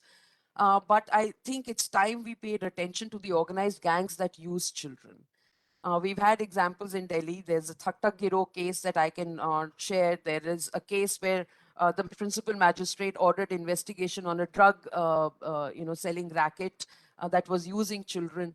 So we need to then now start focusing on the gangs who are using children, and not just, make children as monsters who need to be punished and maybe also sent to gallows. So I'll end on this note. And one last point: data. Data is the key to planning and implementation, but we find a lot of difficulty with the way data is maintained, particularly for, one example is that we don't know what exactly is the magnitude of child sexual abuse, because offenses are there under IPC provisions as well as POCSO provisions. So what is the exact magnitude? We don't know. Then we don't know whether the, what is the specific offense that was committed, which falls under the aggravated form of penetrative or non-penetrative sexual assault, because that data is not available in public domain. Kidnapping, missing children data does not match. So a lot of work needs to be done on data as well. I think I'll end there. Thank you so much for this opportunity, and apologies for taking more time. No, thanks, Bharti. I think it's very comprehensive and detailed information in terms of the area where we have to still work and then kind of improve. So I think that is more critical for all of us. I am not going to take much time. Now I invite Swagata, because based on her experiences and then the kind of past study research she has done, whatever kind of input she has to give, and also please suggest some of the recommendations that can be utilized for our further references. But try to be brief, because there is one more panelist, and I think most of the people we are getting delayed. So try to be more brief, and then we will conclude. With us now, Raju Sharma sir is also the part of this discussion. So I think jointly we can see the end of this program. What are some of the way forward, and what are some of the lessons learned that we can also sum up with. Thank you. Now, Swagata, please. Thank you, Sanjay. I hope my screen is visible. Yes, visible. All right. So thank you very much. My gratitude to the Rajasthan Police Academy and UNICEF for organizing this program. It has been very encouraging to hear all the promising practices that were shared earlier in the morning. I will launch directly into data that we have looked at in my capacity as a researcher over several years now, while I was at the National Law School as well as at Enfold.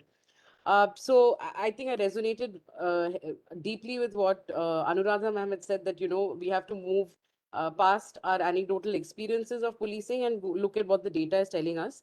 So what we find based on the several studies that we've done is that despite the coming into existence of the POCSO Act, the manner of handling of these cases continues to be fairly routine, especially the mandatory procedures like recording of the statement of a child in a place where the child is comfortable, ensuring presence of a parent along with the child. These are procedures that are not really complied with. It still works based on the convenience of the officer. And this results in a discrepancy when the matter goes to trial. Because when the child is asked, where is the statement recorded, the child will say police station. And, during our studies, we found that several IOs will say, no, we recorded it at the site or at the home of the child. And this gives room to the defense then to say that the investigation is not reliable. Next, we see what Bharti had already said, that information is not given, and information is a right. If you look at the POXO Act and the rules, this is a right of families to know what to expect in their case, what are the procedures, what kind of services are available to them, the availability of support persons, legal representation, and compensation, and several other. So this is something that still doesn't happen. One understands that it is very overwhelming for the police station and the IO, and this kind of information transfer is just practically at the moment seems quite difficult.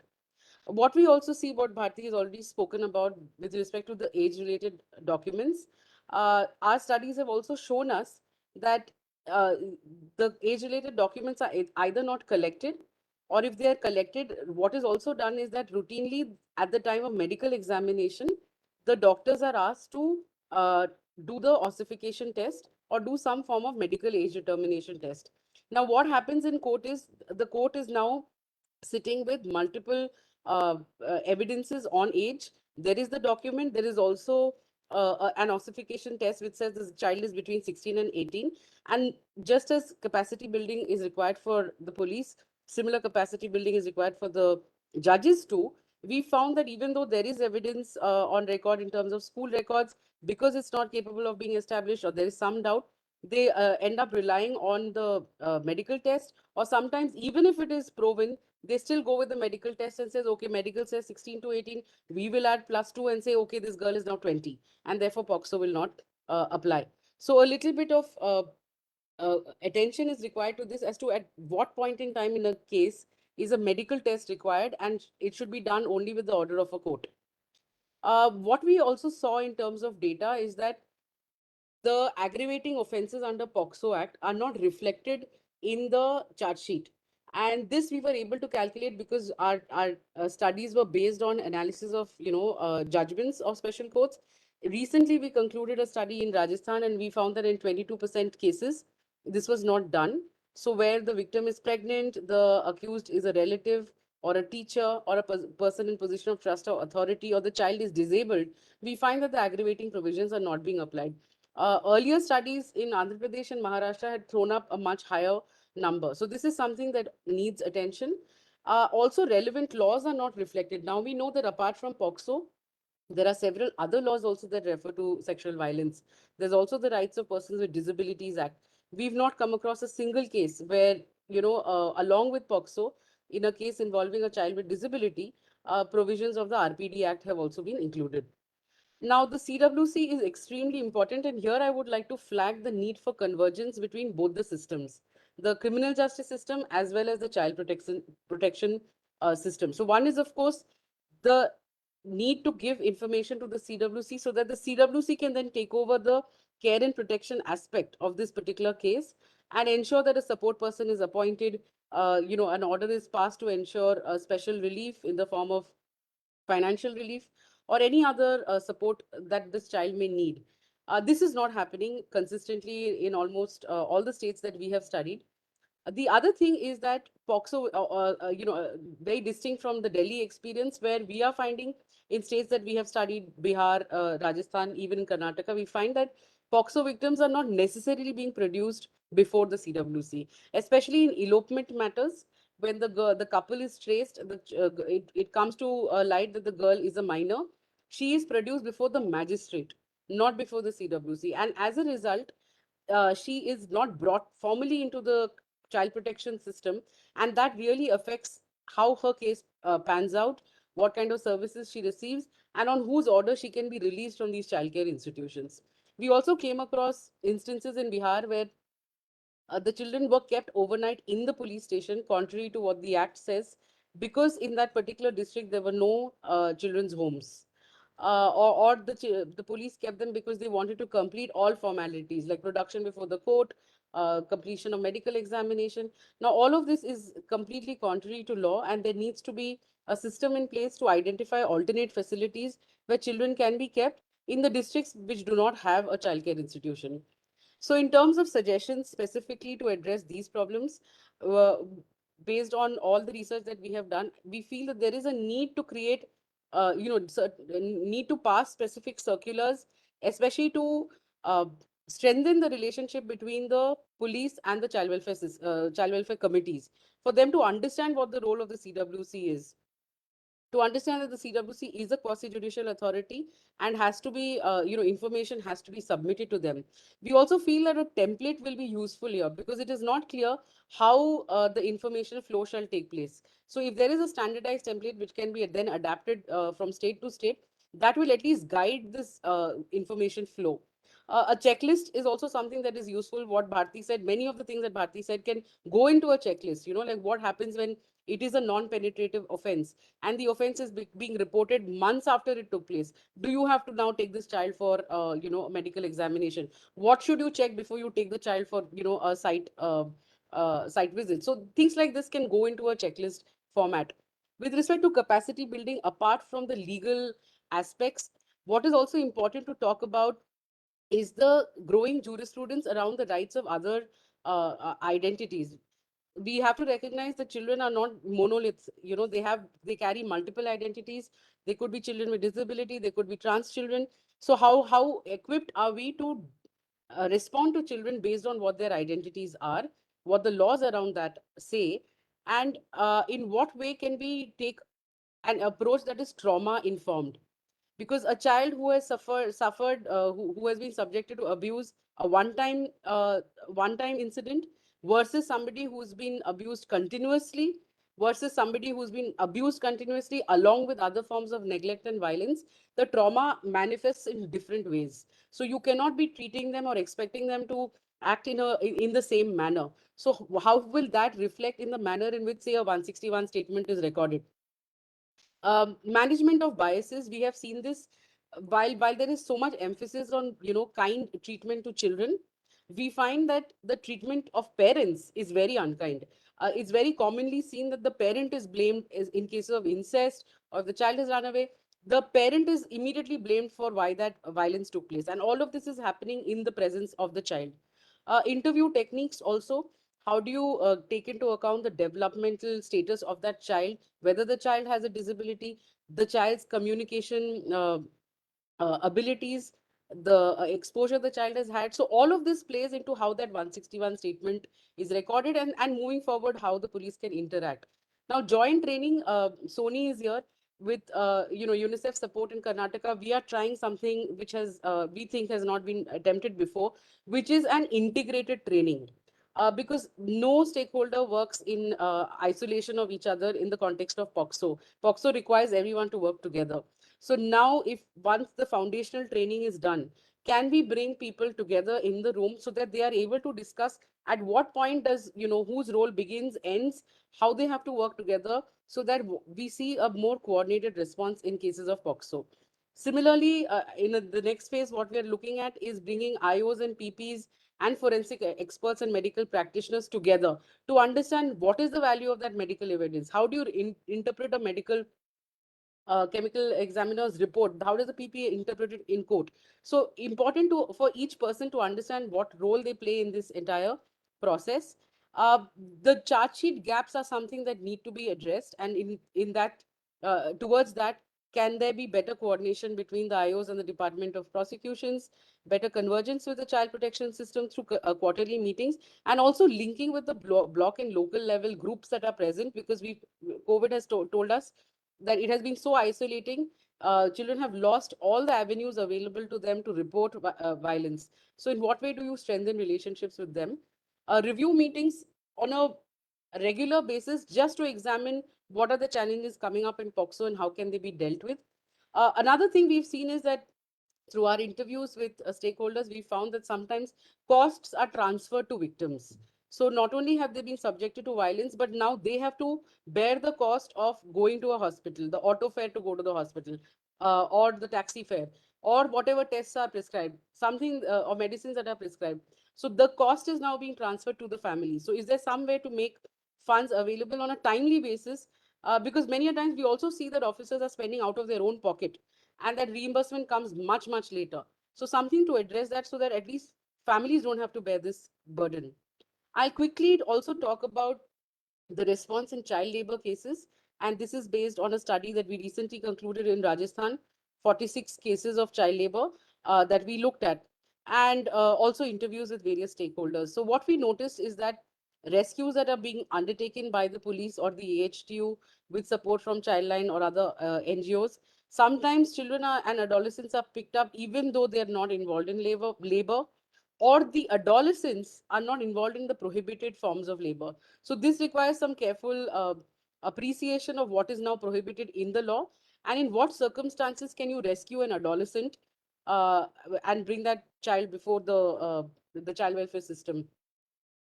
Uh, no independent witnesses were included during the search and rescue, and this is something that the courts have commented on. That this shop is in a public space. There are plenty of people walking up and down that area. Yet all the witnesses are the police officers themselves or the constables themselves. Therefore, shadowing the nature of that rescue. Then we also saw that there was a failure to seize the ownership documents, and the employer simply got away by saying, "I am not the real employer." So you've got the wrong guy, and this ends up in an acquittal. Again, similar to POXO, there is a failure to collect age-related documents after the children are rescued. Site photos are not enclosed, or even if they have been taken, they are not included in the charge sheet, and this gives rise to the court doubting the nature of the rescue. And finally, the failure to record the child statement or that of the parents after a rescue has done has also resulted in an acquittal. So in respect of this, suggestions are similar. There needs to be a checklist on how to conduct that rescue operation. What are, the bare minimum, like how do you ensure that an independent witness is taken? One of the courts even went so far as to say that why didn't you use your power under Section 100 CRPC? You could have easily asked, directed someone to be part of that rescue. Also, an evaluation of the AHTU by an independent organization, because what is really the nature? There are lots of rescue operations that are taking place. There's lots of data out there, but how effective is this? And yeah, try to conclude, Yes, Swagata. this is the next is my last. So I'll just end with this. I think some of the suggestions have already come in. We saw the Sakhi Mitra initiative in Assam, which has this whole aspect of online access to information and laws for police officers. Something like this needs to be translated in all states. Uh, Towards trauma-informed policing, as I have said, yes, child rights-based policing, but it has to be blended with the trauma-informed approach as well. Empathy walks, and this is something to be considered. This is not new. Can we look at on-ground placements? I think Mr. Rajinder Pal Singh shared that experience of going to an observation home and seeing the children languishing. So what we are all talking about, empathy cannot be produced in a training center. It can only come with seeing children living the kind of situation that they are in and experiencing the justice system. So what would it be to go not as a police officer, but as a regular person, accompany this family who's trying to lodge an FIR in the police station, who's going to the court, who's going to to the hospital for medical examination, or living on the street. So if this can be integrated into training programs.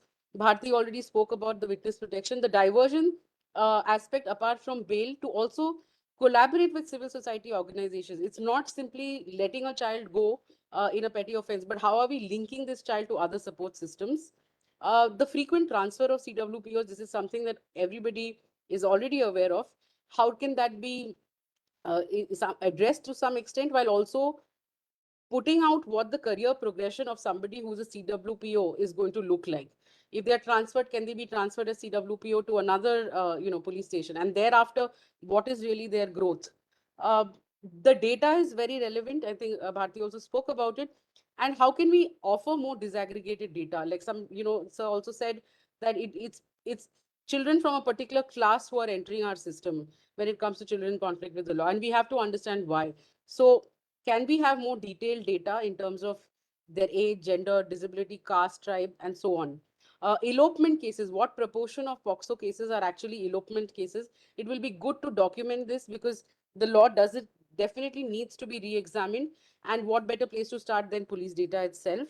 Also, the need to take evidence-based studies, and if the data that the police has, if you can trust civil society organizations to partner and look at this data from a viewpoint of not just being critical, but just to identify gaps and how it can be strengthened.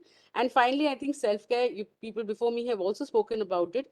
Self-care for vicarious trauma and restorative circles for frontline officers are suggestions that may be considered. I'll stop here. Thank you so much. Thank you, Swagata, because I was going through your presentation. I think we have lots of input and thought for the further discussion and all. I introduce now Sony. I think Sony is one of the founder of the child protections in the country. He has more than 30 years of experience, and I really know he is currently working as a child protection specialist in Hyderabad office, and he has also worked with the Delhi office. And he is one of the persons who was involved in the formulation of juvenile justice rules, and then as well as integrated child protection scheme at national level, and in many more. So I think welcome, Sony. Sorry, we have not much time, but I think we will able to cover it in 5 to 10 minutes, and then we can open for the discussion. Thank you, Sanjay, for the good words. And am I audible? Okay. First of all, a big congratulations to the Rajasthan Police Academy for this initiative. Bringing good practices is very important, and I completely concur with everything that was stated by Bharti and Swagata, who have been journeying on this for almost equal amount of years with children and us. And I have just 3 points. The first is like, how do we really, in terms of the areas that need attention, how do we make sure that the policy legislation changes that is happening is known to our investigation officers and frontline police personnel? For example, the 2020 March 19 rules on POCSO is talking about Form A and Form B. How many of us have seen the checklist, which is the entitlement for children, and how do we look at the station house officer and the investigation officer? How do we really make sure that this is translated into action in the fastest pace possible? How do we incorporate these changes into our training modules and materials available, where a printed version may not be the ideal one? Maybe the e-module, which was being talked about by Dr. Sunil, is an ideal one. That is the first part of it, keeping ourselves abreast, and how do we really use this one in terms of. The second is, there is a lot of power being given to the police in terms of diversion, in terms of how do we look at offenses which are non-serious, and those powers of diversion are judicial in its nature, and therefore needs to be responsibly and judiciously transacted. So this judicious and responsible transaction of additional responsibilities and powers that come needs to be a way of life which is guided and supported with adequate groundwork and support systems which is there at the field level. And the third one is, how do we really look at a collaborative form of work? In terms of collaborative, I'm in last 2 weeks, I was in a review process of POCSO SOP in Karnataka with police, judiciary, legal service authority, social workers, everybody around the table looking at what is working, what is not working. And we realized that necessity for pre-trial conferencing and detailing of the trial process and who comes in at what time, and making sure that there is coordination and convergence. And I think this is the whole responsibility. How do we share responsibility? How do we take others into confidence is going to be the way forward in terms of making a tangible difference. And finally, I do believe every police officer who works with children, in addition to the satisfaction they get out of doing a good work, needs to be appreciated and rewarded.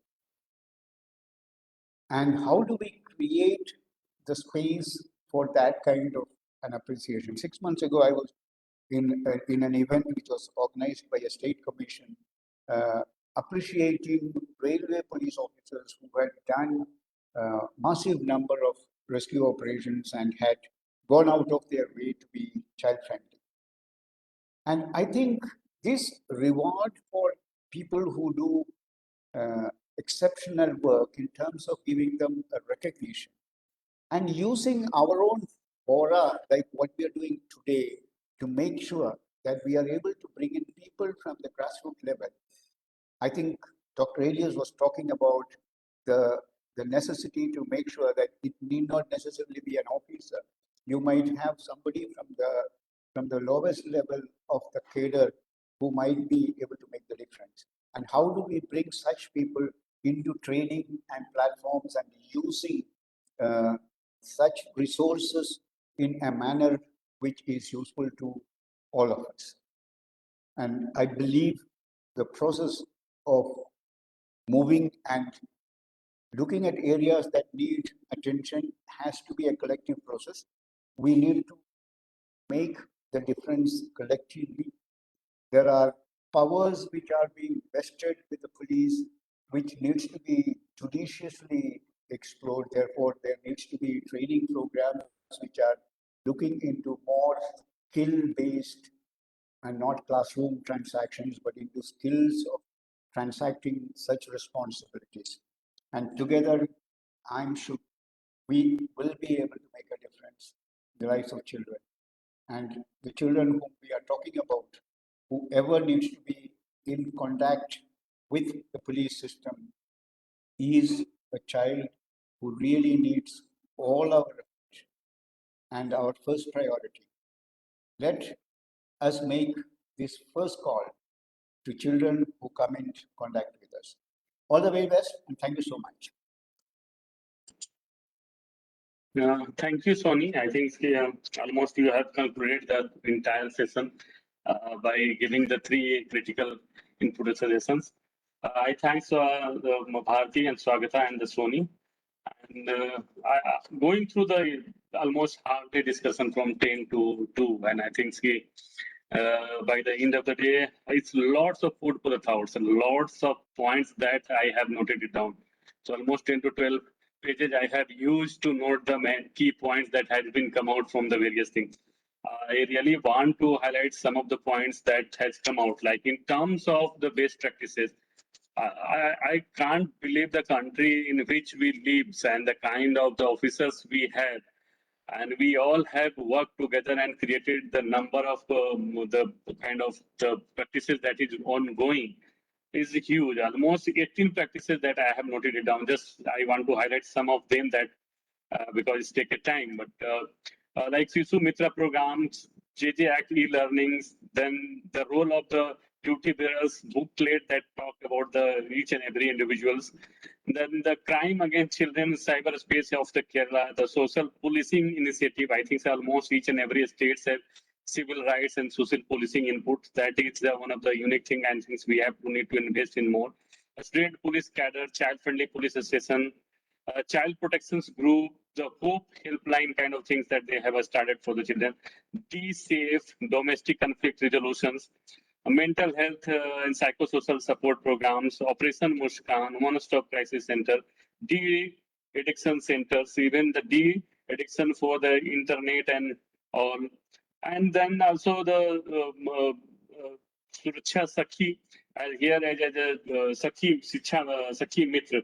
So these are the some of the points that have come out. I think as a part of this discussion, I also request the other distinguished guests and the participant, if you know something, already in the group, the team has shared their email address. And I request everybody, if you know something and it's need to be captured and documented, please share with us so that we can again do the follow-up and make it as a kind of final document and consolidate, so it can help all of us to learn from the other experiences, not just start from the crash and from beginning.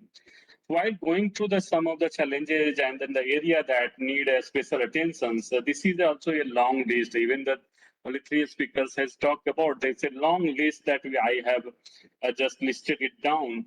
Out of all these things, like it's come out about age verification and the delay in it, the role of investigating officers and how we can make them more empowered in terms of providing a critical knowledge, information, and all.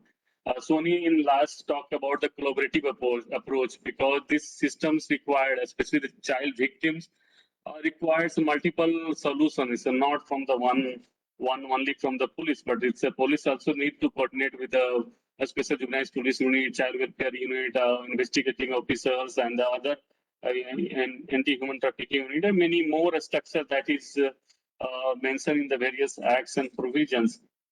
I also think if anything, any points from our colleague or the participants, if you want to raise, please share your view. I think 5 to 10 minutes we can take your view, and then we try to conclude it. So I want to see if somebody has any questions, any concern, or any suggestion. Please feel free to raise your hand and deliberate so that we can take your view also.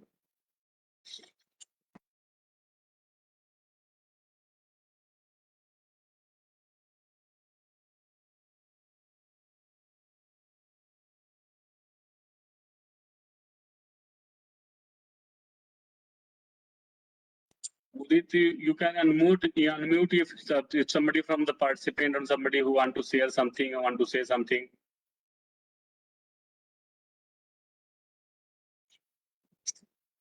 I think it's lunch time, and most of the because after listening and this online is more, I think it's more tiring sums because you just interact with the screen. So sometimes it's become more tiring. But hope we in the near futures after this consultation and the documentations, we will really look for having holistic physical discussion also depending upon the COVID situation.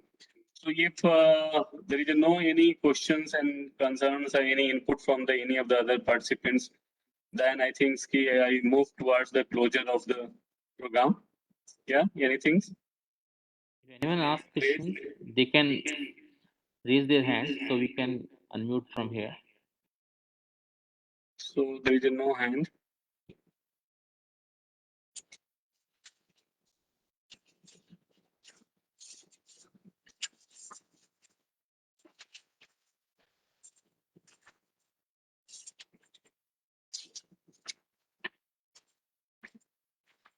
So can we move towards to conclude the whole thing? And so really, I thanks the entire team of the RPA and then the Raju sir, because Raju sir is currently has communicated me. He is in another meeting, so he communicated me. It's better you can invite the input and then guidance from the participant and then panelist if they have anything else and they want to share through the mail.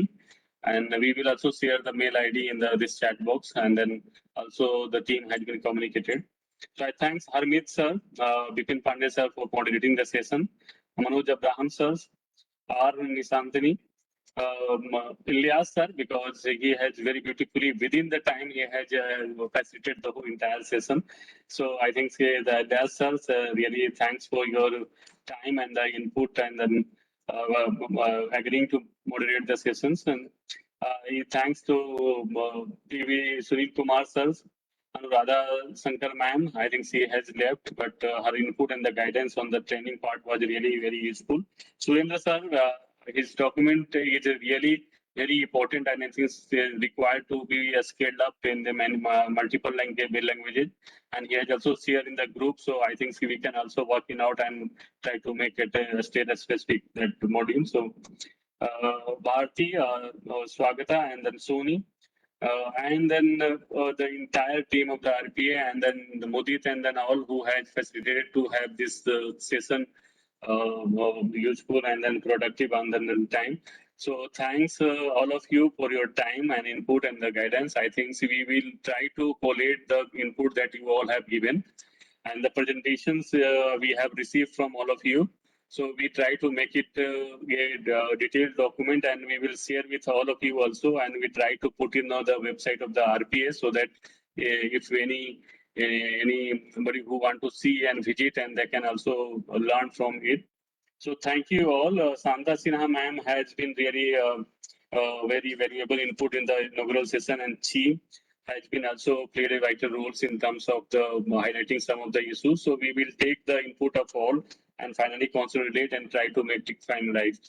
So thanks for your participation and contribution for today's sessions. And I really request that after that this session will be getting closed. And thanks from the Raju Sharma sirs to all of you.